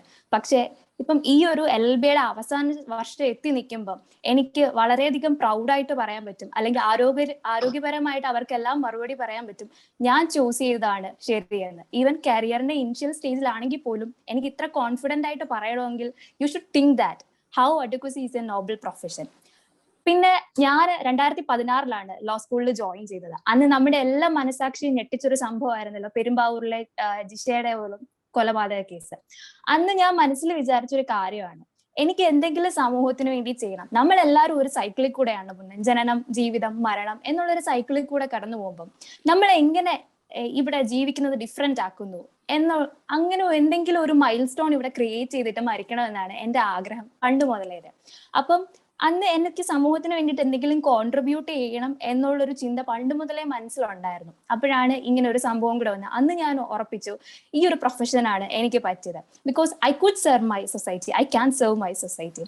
പിന്നെ നമ്മുടെ എല്ലാവരുടെയും, അതായത് സുപ്രീം കോടതിയിലെ ആദ്യ വനിതാ ജഡ്ജിയായ ജസ്റ്റിസ് ഫാത്തിമ ബീവി ആയിട്ട് ഒരു ഇന്റർവ്യൂ ചെയ്യാൻ എനിക്കൊരു ഭാഗ്യം ലഭിച്ചിരുന്നു ഒരിക്കൽ. അന്ന് മാം ആണെങ്കിൽ BSc പഠിച്ചത്, BSc കെമിസ്ട്രി ആയിരുന്നു പഠിച്ചിരുന്നത്. അതിനുശേഷം മാം MSc കെമിസ്ട്രിക്ക് ജോയിൻ ചെയ്യാൻ വേണ്ടി പോയ സമയത്ത് മാഡത്തിന്റെ അച്ഛൻ മാമിനോട് ചോദിച്ചു, നീ ഇപ്പം MSc കെമിസ്ട്രി എടുത്ത് പഠിച്ചാൽ you will be A teacher, എന്തുകൊണ്ട് ഡിഫറെന്റ് ആയിട്ടൊരു ഓപ്ഷൻ ചിന്തിച്ചുകൂടാ? അങ്ങനെ ഒരു ഡിഫറെന്റ് ആവാൻ വേണ്ടിയിട്ട് മാം ചൂസ് ചെയ്തൊരു പ്രൊഫഷനാണ് ലോ എന്ന് പറയുന്നത്. അങ്ങനെ മാം ഇന്ത്യയുടെ പരമോന്നത നീതിപീഠത്തിലെ ആദ്യത്തെ വനിതാ ജഡ്ജിയായി മാറി. അങ്ങനെ മാം അങ്ങനെ ഒരു ഡിഫറെന്റ് ആയിട്ടുള്ള ഒരു അപ്രോച്ച് എടുത്തതുകൊണ്ട് ചരിത്രത്തിന്റെ ഒരു ഭാഗം തന്നെയാകാൻ മാമിന് സാധിച്ചു. ഇപ്പം നിങ്ങളോടത്ത് സംസാരിക്കുക എൻ്റെ ഒരു യാത്രയെക്കുറിച്ചോ അല്ലെങ്കിൽ എൻ്റെ ഈ ഒരു 5 വർഷത്തെ അനുഭവത്തെക്കുറിച്ച് സംസാരിക്കുകയാണെങ്കിൽ, ഒരു ലോ പഠിച്ചത് കൊണ്ട് അല്ലെങ്കിൽ ഒരു ലോ സ്കൂളിൽ ഞാൻ ജോയിൻ ചെയ്തതുകൊണ്ട് എനിക്ക് സെൽഫ് എംപവർമെന്റ്, അതാണല്ലോ നമുക്ക് ഏറ്റവും ബേസിക് ആയിട്ട് വേണ്ടത്, അതെനിക്ക് വളരെയധികം ലഭിച്ചു. പിന്നെ ഇഗ്നറൻസ് ഓഫ് ലോ, മുമ്പേ എല്ലാവരും ചോദിച്ചതുപോലെ നമ്മളെല്ലാവരും ലോ അറിഞ്ഞില്ലെങ്കിൽ അതിന്റെ കോൺസിക്വൻസ് ആയിട്ട് നമ്മൾ എന്തെങ്കിലും കുറ്റം ചെയ്താൽ എന്താണ് സംഭവിക്കുന്നത്. അപ്പം ഒരു ലോ സ്കൂളിൽ ജോയിൻ ചെയ്തുകൊണ്ട് അല്ലെങ്കിൽ ഒരു 5 വർഷം ഒരു LLB പഠിച്ചതുകൊണ്ട് എനിക്ക് മനസ്സിലായി എന്തൊക്കെയാണ് നമ്മൾ ഫോളോ ചെയ്യേണ്ട റൂൾസ്, റെഗുലേഷൻസ്. അപ്പം അതുകൊണ്ട് തന്നെ ഈ ഒരു ഇഗ്നോറൻസ് ഓഫ് ലോ ഒരു പരിധി വരെ തന്നെ എനിക്ക് അവോയ്ഡ് ചെയ്യാൻ പറ്റുന്നുണ്ട്. പിന്നാണെങ്കിൽ ഞാനൊരു ആക്ച്വലി പറഞ്ഞ ഒരു വില്ലേജ് ഏരിയയിൽ നിന്നാണ്. ഇവിടെ അങ്ങനെ ആരും ലോ ചൂസ് ചെയ്ത് ഞാൻ കണ്ടിട്ടില്ല. എൻ്റെ അറിവിൽ തന്നെ ഒരു 2-3 പേര് മാത്രമേ ഇപ്പൊ ലോ പഠിക്കുന്നുള്ളൂ. അതും എനിക്ക് ശേഷമാണ് എല്ലാവരും ലോ ചൂസ് ചെയ്ത് തന്നെ വന്നത്. അപ്പം ഒരുപാട് ആൾക്കാർ എഡ്യൂക്കേറ്റഡ് ആയിട്ടുണ്ട്, എങ്കിൽ പോലും ഇല്ലിറ്ററേറ്റ് ആയിട്ടുള്ള കുറെ പേര് ഇവിടെ ഉണ്ട്. അപ്പം ഒരു ഗവൺമെന്റ് പോളിസിനെ കുറിച്ചോ അല്ലെങ്കിൽ പുതിയതായിട്ട് വരുന്ന ഒരു നിയമത്തിനെ കുറിച്ചോ അവർക്കൊന്ന് പറഞ്ഞു കൊടുക്കാൻ ലോ പഠിച്ചത് കൊണ്ട് എനിക്ക് സാധിക്കുന്നുണ്ട്. പിന്നെ ആണെങ്കിൽ ഇപ്പം ഏത് അതോറിറ്റീനെയാണ് അവർ അപ്രോച്ച് ചെയ്യേണ്ടത്, അല്ലെങ്കിൽ ഒരു സർട്ടിഫിക്കറ്റ് ലഭിക്കണമെങ്കിൽ പോലും, അല്ലെങ്കിൽ ഇപ്പോൾ ഒരു പോലീസ് സ്റ്റേഷനിൽ ഒരു പെറ്റീഷൻ എങ്ങനെയാണ് കൊടുക്കേണ്ടതെന്ന് പോലും എനിക്ക് അവർക്കെല്ലാം പറഞ്ഞ് മനസ്സിലാക്കാൻ പറ്റുന്ന ഒരു കാര്യമുണ്ട്. പിന്നെ ആണെങ്കിൽ ഇപ്പം അന്ന് എന്നെ ഡിസ്കറേജ് ചെയ്ത കുറെ ഫ്രണ്ട്സ് ഉണ്ടായിരുന്നു ലോ ചൂസ് ചെയ്തതിനോട്. അവരെല്ലാം ഇപ്പം PSCക്കും UPSCക്കും ഒക്കെ പ്രിപ്പയർ ചെയ്യുന്ന കുറെ പേരുണ്ട്. അപ്പം ഇങ്ങനെയുള്ള എക്സാംസിന് പോലും നമ്മുടെ ലോ ഒരു ഫാക്ടറാണ്. ലോയിൽ നിന്നുള്ള ഒരു ക്വസ്റ്റ്യൻസ് എന്തായാലും മസ്റ്റ് ആണ്. So I can help them. എനിക്ക് അവരെ ഗൈഡ് ചെയ്യാനും അവരെ ഹെൽപ്പ് ചെയ്യാനും ഒക്കെ പറ്റുന്നുണ്ട്. പിന്നെ നിങ്ങൾ എല്ലാവരും വായിച്ച് കാണുമെന്ന് വിശ്വസിക്കുന്ന ഒരു പുസ്തകമാണ് എൻ്റെ സത്യാന്വേഷണ പരീക്ഷണം, ഗാന്ധിജിയുടെ ഓട്ടോബയോഗ്രഫി. അതിൽ അദ്ദേഹം ഇംഗ്ലണ്ടിൽ നിന്ന് ബാരിസ്റ്റർ ആയിട്ട് തിരിച്ച് ഇന്ത്യയിൽ വന്നൊരു സന്ദർഭം പറയുന്നുണ്ട്. അപ്പൊ അദ്ദേഹം ആണെങ്കിൽ പേടി കാരണം തിരിച്ചു പോയപ്പോൾ അദ്ദേഹത്തിന് കുറെ പേര് കളിയാക്കി. പക്ഷെ അദ്ദേഹത്തിനെ മോട്ടിവേറ്റ് ചെയ്ത പലരും അന്നുണ്ടായിരുന്നു. അതിൽ നിന്നാണ് അദ്ദേഹം ഉയർന്നു വന്ന ചില സാഹചര്യങ്ങൾ പറയുന്നുണ്ട്. അതേപോലെ നമ്മുടെ എല്ലാം ജീവിതത്തിൽ ചെറിയ ചെറിയ മോട്ടിവേഷനിൽ കൂടെ നമ്മൾ വരണം എന്ന് പറയില്ലേ, അതാണ് എനിക്ക് നിങ്ങളോട് പറയാൻ പറ്റുന്നത്. പിന്നെ നമുക്ക് മുമ്പേ ചോദിച്ചതുപോലെ തന്നെ ഫോറിനേഴ്സിന് റൈറ്റ് ഇല്ലേ, അല്ലെങ്കിൽ നമ്മുടെ അവകാശങ്ങൾ, ഇപ്പം ഒരു ഡോക്ടർ ഒരു ജീവൻ എങ്ങനെയാണ് രക്ഷിക്കുന്നത്, അതേപോലെയാണ് ഒരു അഡ്വക്കേറ്റ് ഒരു ക്ലയന്റിന്റെ ജീവൻ രക്ഷിക്കുന്നത്. അതായത് ഇപ്പം ഒരു ജഡ്ജ് ആയാലും ഒരു അഡ്വക്കേറ്റ് ആയാലും മറ്റുള്ളവർക്ക് നേടിക്കൊടുക്കുന്നത് നീതിയാണ്, ന്യായമാണ്. അങ്ങനെ നമ്മൾ ഒരാൾക്കൊരു നീതിയും ന്യായവും നേടിക്കൊടുക്കുമ്പോൾ അവരുടെ മുഖത്തുണ്ടാവുന്ന ഒരു സന്തോഷമില്ലേ, അതൊരു ജീവൻ രക്ഷിച്ച അതേ ഒരു സന്തോഷമല്ലേ നമുക്കും തരുന്നത്. നിങ്ങൾ എല്ലാവരും ഒന്ന് ചിന്തിച്ചു നോക്കണം. നമ്മൾ നമ്മുടെ ശരീരത്തെ എത്രമാത്രം അറിയണം എന്നെല്ലാവരും പറയുമല്ലോ, കാരണം നമ്മുടെ ബോഡിയാണ്. അതേപോലെയാണ് നമ്മുടെ റൈറ്റ്സും നമ്മുടെ ഡ്യൂട്ടീസും നമ്മൾ അറിഞ്ഞിരിക്കേണ്ടത് അത്യാവശ്യമാണ്. കാരണം നമ്മുടെ ഈ അവകാശങ്ങളും നമ്മുടെ ഈ കടമകളും കേവലം കോൺസ്റ്റിറ്റ്യൂഷനിലും അല്ലെങ്കിൽ മറ്റെല്ലാ നിയമങ്ങളിലും വാക്കുകളിലൂടെ മാത്രം ഒതുങ്ങേണ്ടതല്ല. അത് നമ്മൾ നമ്മുടെ ജീവിതത്തിൽ പ്രാവർത്തികമാക്കേണ്ടതാണ്. കാരണം മറ്റൊരാള് അനധികൃതമായിട്ട് നമ്മളുടെ മേലിൽ കൈയടക്കാനോ അല്ലെങ്കിൽ നമ്മുടെ ചുറ്റുപാടിൽ വന്നാൽ നമുക്ക് സംസാരിക്കണമെങ്കിൽ, നമുക്ക് ശബ്ദമുയർത്തി അതിനെതിരെ ഒന്ന് പ്രതികരിക്കണമെങ്കിൽ നമ്മൾ ആദ്യം അറിഞ്ഞിരിക്കേണ്ടത് നമ്മുടെ അവകാശങ്ങളെ കുറിച്ചാണ്, നമ്മുടെ കടമകളെ കുറിച്ചാണ്. പിന്നെ ഇന്ത്യൻ ഭരണഘടനയിൽ മെൻഷൻ ചെയ്തിട്ടുള്ള ഒരേ ഒരു പ്രൊഫഷൻ അഡ്വക്കേസിയാണ്. അത്രമാത്രം മഹത്തരമായ, അത്രമാത്രം നോബിൾ ആയിട്ടുള്ള ഒരു പ്രൊഫഷനാണ് ഈ അഡ്വക്കേസി എന്ന് പറയുന്നത്. പിന്നെ എൻറോൾ ചെയ്ത് കഴിഞ്ഞിട്ട് തന്നെ നമുക്ക് അടുത്ത ദിവസം തന്നെ നമുക്ക് പ്രാക്ടീസ് ചെയ്യാനും പോകും. ബാക്കി ഇപ്പം എഞ്ചിനീയറിംഗ് ആയാലും ഡോക്ടർ ആയാലും അവർക്ക് കുറച്ച് നാൾ തന്നെ ഒരു ബേസിക് സ്റ്റഡി വേണം. പക്ഷെ നമുക്ക് അടുത്ത ദിവസം തന്നെ പോയി വക്കാലത്തിടാം.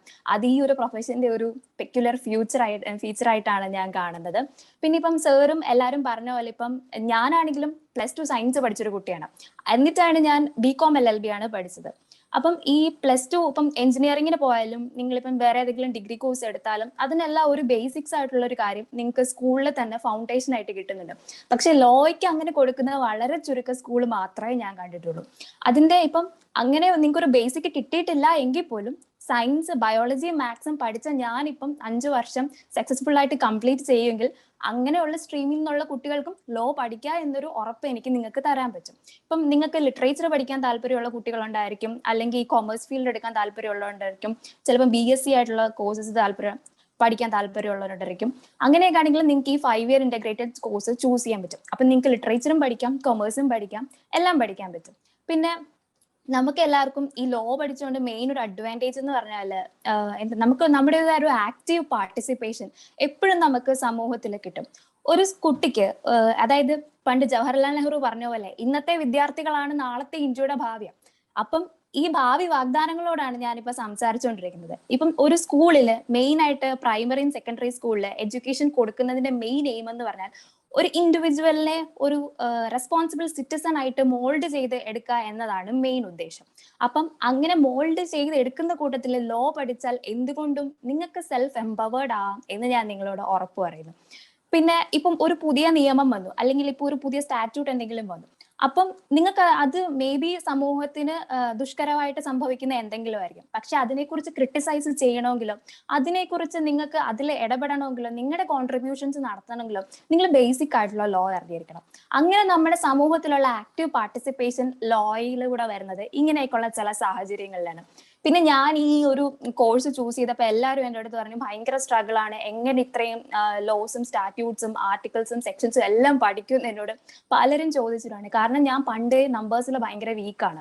പക്ഷെ എനിക്ക് ഒന്നേ പറയാനുള്ളൂ, ഇത് ഞാൻ പറഞ്ഞതല്ല, കാറൽ മാർക്സ് പണ്ട് പറഞ്ഞതാണ്. അതായത് society is nothing but A constant struggle. അതായത് സ്ട്രഗിൾ ഇല്ലാതെ നമുക്ക് ഒന്നും ചെയ്യാൻ പറ്റില്ല. പിന്നെ ഈ ഒരു 5 വർഷത്തെ ഒരു ജേർണിയിൽ ലോ സ്കൂൾ എന്നെ എന്താ പഠിപ്പിച്ചതെന്ന് ചോദിച്ചാൽ എനിക്ക് പോയിന്റ് ഔട്ട് ചെയ്ത് പറയാൻ പറ്റുന്ന ഒരു കാര്യമുണ്ട്. അതായത് നമ്മുടെ ഫസ്റ്റ് ഇൻസ്റ്റൻസിൽ പ്രഥമ ദൃഷ്ടിയാൽ നമുക്ക് ഒന്നായിട്ട് തോന്നുന്ന പല കാര്യങ്ങളുണ്ട്. അതിനെ എങ്ങനെ വ്യത്യസ്തമായി ചിന്തിക്കാം, അല്ലെങ്കിൽ അതിലെങ്ങനെ വ്യത്യസ്തമായി അപ്രോച്ച് ചെയ്യാം എന്നത് വളരെയധികം ഡെഫിനറ്റ് ആയിട്ട് എൻ്റെ ലോ സ്കൂൾ എന്നെ പഠിപ്പിച്ചു എന്ന് എനിക്ക് പറയാനുണ്ട്. അതായത് ലിബറലിസത്തിന്റെ പിതാവ് അല്ലെങ്കിൽ പിന്നെ മറ്റൊരു ഇംഗ്ലീഷ് ഫിലോസഫറുമായ ജോൺ ലോക്സ് ഒരിക്കൽ പറഞ്ഞിട്ടുണ്ടായിരുന്നു, when every man lives without a law every man lives without freedom. അതായത് നിയമം അറിഞ്ഞില്ലെങ്കിൽ നിങ്ങൾ നിങ്ങളുടെ സ്വാതന്ത്ര്യങ്ങൾ അറിയാതെയാണ് ജീവിക്കുന്നത്. അതായത് ഇപ്പം നമ്മുടെ ഇന്ത്യൻ ഭരണഘടന ഏറ്റവും വലിയ ലെങ്തിയസ്റ്റ് റിട്ടൺ കോൺസ്റ്റിറ്റ്യൂഷൻ ആയ ഇന്ത്യൻ കോൺസ്റ്റിറ്റ്യൂഷൻ, ഈ കോൺസ്റ്റിറ്റ്യൂഷൻ നമുക്ക് ഒരുപാട് റൈറ്റ്സും നമുക്ക് ഒരുപാട് ഡ്യൂട്ടീസും എല്ലാം അഷ്യൂർ ചെയ്യുന്നുണ്ട്, ഈവൻ ഫോർ ഫോറിനേഴ്സ് ഓൾസോ. അപ്പം നമ്മുടെ അവകാശങ്ങളും നമ്മുടെ റൈറ്റ്സും അറിഞ്ഞിട്ട് വേണം നമ്മൾ ഈ ജീവിക്കാൻ. അല്ലാതെ ഇപ്പം to eat without digest is to read without understanding, അങ്ങനെയാണല്ലോ പറയുന്നത്. നമ്മളിപ്പോൾ ഒരു ഫുഡ് കഴിക്കുമ്പം അത് ഡൈജസ്റ്റ് ചെയ്തില്ലെങ്കിൽ നമുക്കൊരു പ്രയോജനവും ഉണ്ടാവില്ല. അതുപോലെയാണ് നമ്മുടെ റൈറ്റ്സും നമ്മുടെ ലോസും അറിയാതെ നമ്മൾ ഇവിടെ ജീവിച്ചാൽ വരുന്ന അവസ്ഥ. സോ അതുകൊണ്ട് നിങ്ങൾ എല്ലാവരും എന്താണ് ലോ, ബേസിക് ആയിട്ട് ലോസ് അത്യാവശ്യം അറിഞ്ഞിരിക്കണം എന്നാണ് എനിക്ക് നിങ്ങളുടെ അടുത്ത് പറയാനുള്ളത്. പിന്നെ ഒരു ലോയറിനെ സംബന്ധിച്ചിടത്തോളം ഒരു സൂര്യന് താഴെയുള്ള എല്ലാ കാര്യങ്ങളും അദ്ദേഹം അറിഞ്ഞിരിക്കണം. അത് വളരെയധികം എനിക്ക് സ്പെസിഫിക് ആയിട്ട് നിങ്ങളുടെ അടുത്ത് പറയാനുള്ളതാണ്. പിന്നെ ഇത്രയും നേരം ഞാൻ നിങ്ങളുടെ അടുത്ത് ഷെയർ ചെയ്തത് എൻ്റെ ഒരു പാസ്റ്റ് 5 ജേർണി അല്ലെങ്കിൽ എനിക്ക് കിട്ടിയിട്ടുള്ള എക്സ്പീരിയൻസ്. ദാറ്റ് ഡസന്റ് മീൻ ഞാൻ നിങ്ങളെല്ലാം കമ്പൽ ചെയ്യാണ് ലോ എടുക്കണം എന്നൊന്നും ആ ഒരു ടോണോടെ അല്ല ഞാൻ പറഞ്ഞത്. നിങ്ങൾക്ക് താല്പര്യം ഉണ്ടെങ്കിൽ you can prepare for several entrance exams like CLAT, AILET, Kerala law entrance and അങ്ങനെ പല യൂണിവേഴ്സിറ്റീസും ഒരുപാട് കോഴ്സസും വിത്ത് ഡിഫറെന്റ് കോമ്പിനേഷൻ ഓഫർ ചെയ്യുന്നുണ്ട്. After that you can do your specialisation in all the reputed universities by attending the several entrance examinations. So അങ്ങനെയെല്ലാം നിങ്ങൾക്ക് നല്ലൊരു profession ആയിട്ട് ഇതിനെ ചൂസ് ചെയ്യാം. പിന്നെ ആണെങ്കിൽ ഈ ഒരിക്കലും ലോ എടുത്തുകൊണ്ട് ഇപ്പം എൻ്റെ അടുത്താണ് എല്ലാവരും പറഞ്ഞത് നീ ഒരു അഡ്വക്കേറ്റ് ആയിട്ട് വരും, ഒരുപാട് സ്ട്രഗിൾ ഒക്കെ ചെയ്യണമെന്ന് ചോദിച്ചു. പക്ഷെ എനിക്ക് നിങ്ങളോടും പറയാനുള്ളത്, ഈ ഒരു അഡ്വക്കേസി എന്ന് മാത്രമല്ല, കൺഫൈൻഡ് ആയിട്ടല്ല നമ്മുടെ പ്രൊഫഷൻ ഇരിക്കുന്നത്. നിങ്ങൾക്ക് കോർപ്പറേറ്റിലും ലൈക്ക് കോർപ്പറേറ്റ് ഓഫീസേഴ്സ് ആയിട്ട് ജോയിൻ ചെയ്യാം, ലോ ഓഫീസേഴ്സ് ആയിട്ട് ജോയിൻ ചെയ്യാം, ജഡ്ജ് ആവാം, മജിസ്ട്രേറ്റ് ആവാം, അങ്ങനെ ഇന്ത്യയുടെ പരമോന്നത നീതിപീഠം വരെ നിങ്ങൾക്ക് കൈയടക്കാൻ പറ്റും എന്നാണ് എനിക്ക് നിങ്ങളുടെ അടുത്ത് പറയാനുള്ളത്. പിന്നെ ഞാൻ മുമ്പേ പറഞ്ഞതുപോലെ തന്നെ ഞാൻ നിങ്ങളെല്ലാവരും ലോ പഠിക്കണം എന്ന് കമ്പല് ചെയ്യുകയോ അങ്ങനെയൊന്നും അല്ല. നിങ്ങൾ എപ്പോഴും ചൂസ് ചെയ്യേണ്ടത് നിങ്ങളുടെ താല്പര്യങ്ങൾക്കനുസരിച്ചും നിങ്ങളുടെ അഭിരുചികൾക്കനുസരിച്ചും മാത്രമായിരിക്കണം ഒരു പ്രൊഫഷനും ഒരു കോഴ്സും ചൂസ് ചെയ്യേണ്ടത്. കാരണം നിങ്ങൾക്ക് മാത്രമേ നിങ്ങളെ ഏറ്റവും നന്നായിട്ട് അറിയുള്ളൂ. So if there is A will there is a way. നമുക്കൊരു ആഗ്രഹം ഉണ്ടെങ്കിൽ അത് കീഴടക്കാനായി ലോകം മൊത്തം നമ്മുടെ കൂടെ നിൽക്കുന്നതല്ലേ പൗലോ കൊയ്ലോ ആൽക്കമിസ്റ്റിൽ പറഞ്ഞത്. അത് തന്നെയാണ് എനിക്ക് നിങ്ങളുടെ അടുത്തും പറയാനുള്ളത്. ഞാൻ വാക്ക് നിർത്തുന്നതിന് മുമ്പ് ഒരു ഉദ്ധരണി പറഞ്ഞിട്ട് നിർത്താം. അതായത് ഉദ്ദിഷ്ടത, ജാഗ്രത, പ്രാപ്യപര, നിബോധിത. ഇതൊരു സംസ്കൃത ശ്ലോകമാണ്. ഇതിന്റെ അർത്ഥം മറ്റൊന്നുമല്ല, awake, erase and stop still not the goal is achieved. So wish you all the very best. എല്ലാവർക്കും നല്ലൊരു ഭാവി ഉണ്ടാവട്ടെ എന്ന് ഞാൻ പ്രാർത്ഥിക്കുന്നു, പ്രത്യാശിക്കുന്നു. അങ്ങനെ CG3 ഇന്ന് എന്നിൽ നിശ്ചിതമാക്കിയ ആദ്യത്തെ കർത്തവ്യം ഞാൻ പൂർത്തീകരിച്ചിരിക്കുന്നു. അടുത്തത് നന്ദി പ്രകാശനം ചെയ്യുക എന്നാണ് എൻ്റെ അടുത്ത കർത്തവ്യം. അപ്പം അതിലേക്ക് ഞാൻ കടക്കുകയാണ്. Ignorance of law will not be excused, a lesson in life എന്നുള്ളൊരു തീമിനെ ബേസ് ചെയ്തിട്ടാണ് നമ്മൾ ഇന്ന് CG3യുടെ ഭാഗമായ ലാംപ് എന്നുള്ള പ്രോഗ്രാമായിട്ട് ഇന്ന് ഇവിടെ അരവിന്ദ് വിദ്യാമന്ദിർ സ്കൂളിൽ കണ്ടക്ട് ചെയ്തിരിക്കുന്നത്. അപ്പം ഇതില് എനിക്ക് ആദ്യം തന്നെ നന്ദി പറയാനുള്ളത് ജസ്റ്റിസ് ചിദംബരേശ്വർ സാറിനോടാണ്. സർ, വളരെയധികം നന്ദി ഞങ്ങളുടെ ഈ പ്രോജക്റ്റിന്റെ ഭാഗമായതിന്.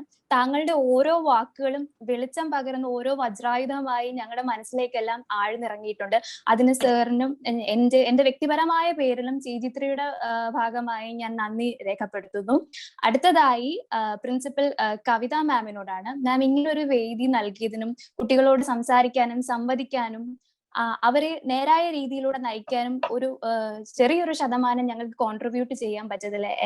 എന്റെ വ്യക്തിപരമായ പേരിലും CG3യുടെ മുഴുവൻ അംഗങ്ങളുടെ പേരിലും നന്ദി അർപ്പിക്കുന്നു.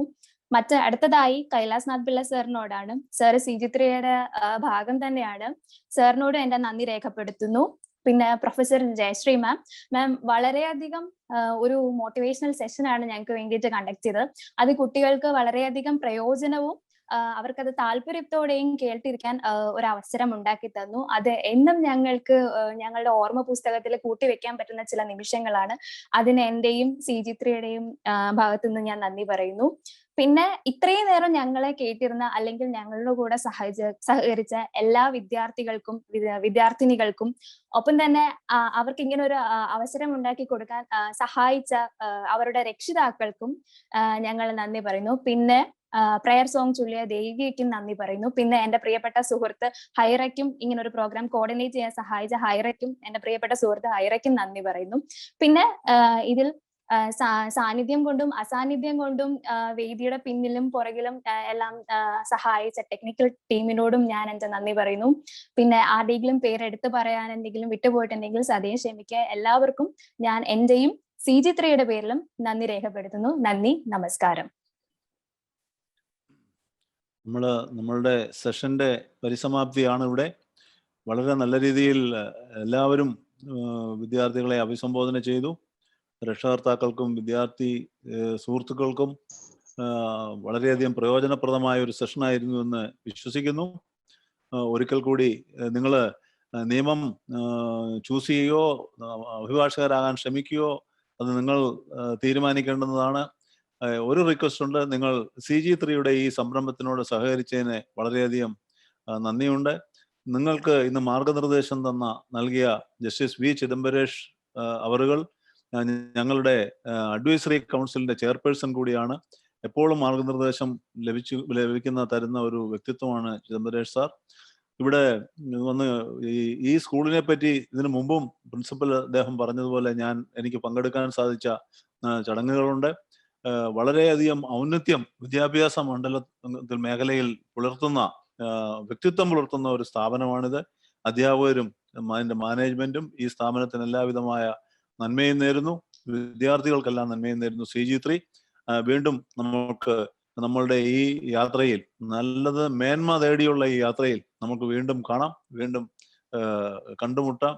കണക്ടിവിറ്റി ഇന്നിവിടെ ഞങ്ങൾ സൃഷ്ടിച്ച ഈ കണക്ടിവിറ്റി നമുക്ക് ഇന്ന് നിലനിർത്താം എന്നുള്ള വാക്കുകളോടുകൂടി എല്ലാവർക്കും, പ്രിൻസിപ്പൽ മാഡത്തിനും എല്ലാ സുഹൃത്തുക്കൾക്കും ടീച്ചേഴ്സിനും വിദ്യാർത്ഥികൾക്കും സഹപ്രവർത്തകർക്കും പ്രാസംഗികർക്കും ഒരിക്കൽ കൂടി നന്ദി പറഞ്ഞുകൊണ്ട്, വിശേഷിച്ച് നന്ദി പ്രകടനം നടത്തിയ ഫയർ ബ്രാൻഡ് സ്പീച്ച് നടത്തിയ പാർവതിക്ക് നന്ദി പറഞ്ഞുകൊണ്ട് വാക്കുകൾ ചുരുക്കുന്നു. ഈ സെഷൻ നമുക്കിവിടെ അവസാനിപ്പിക്കാം. നന്ദി, നമസ്കാരം, ജയ് ഹിന്ദ്.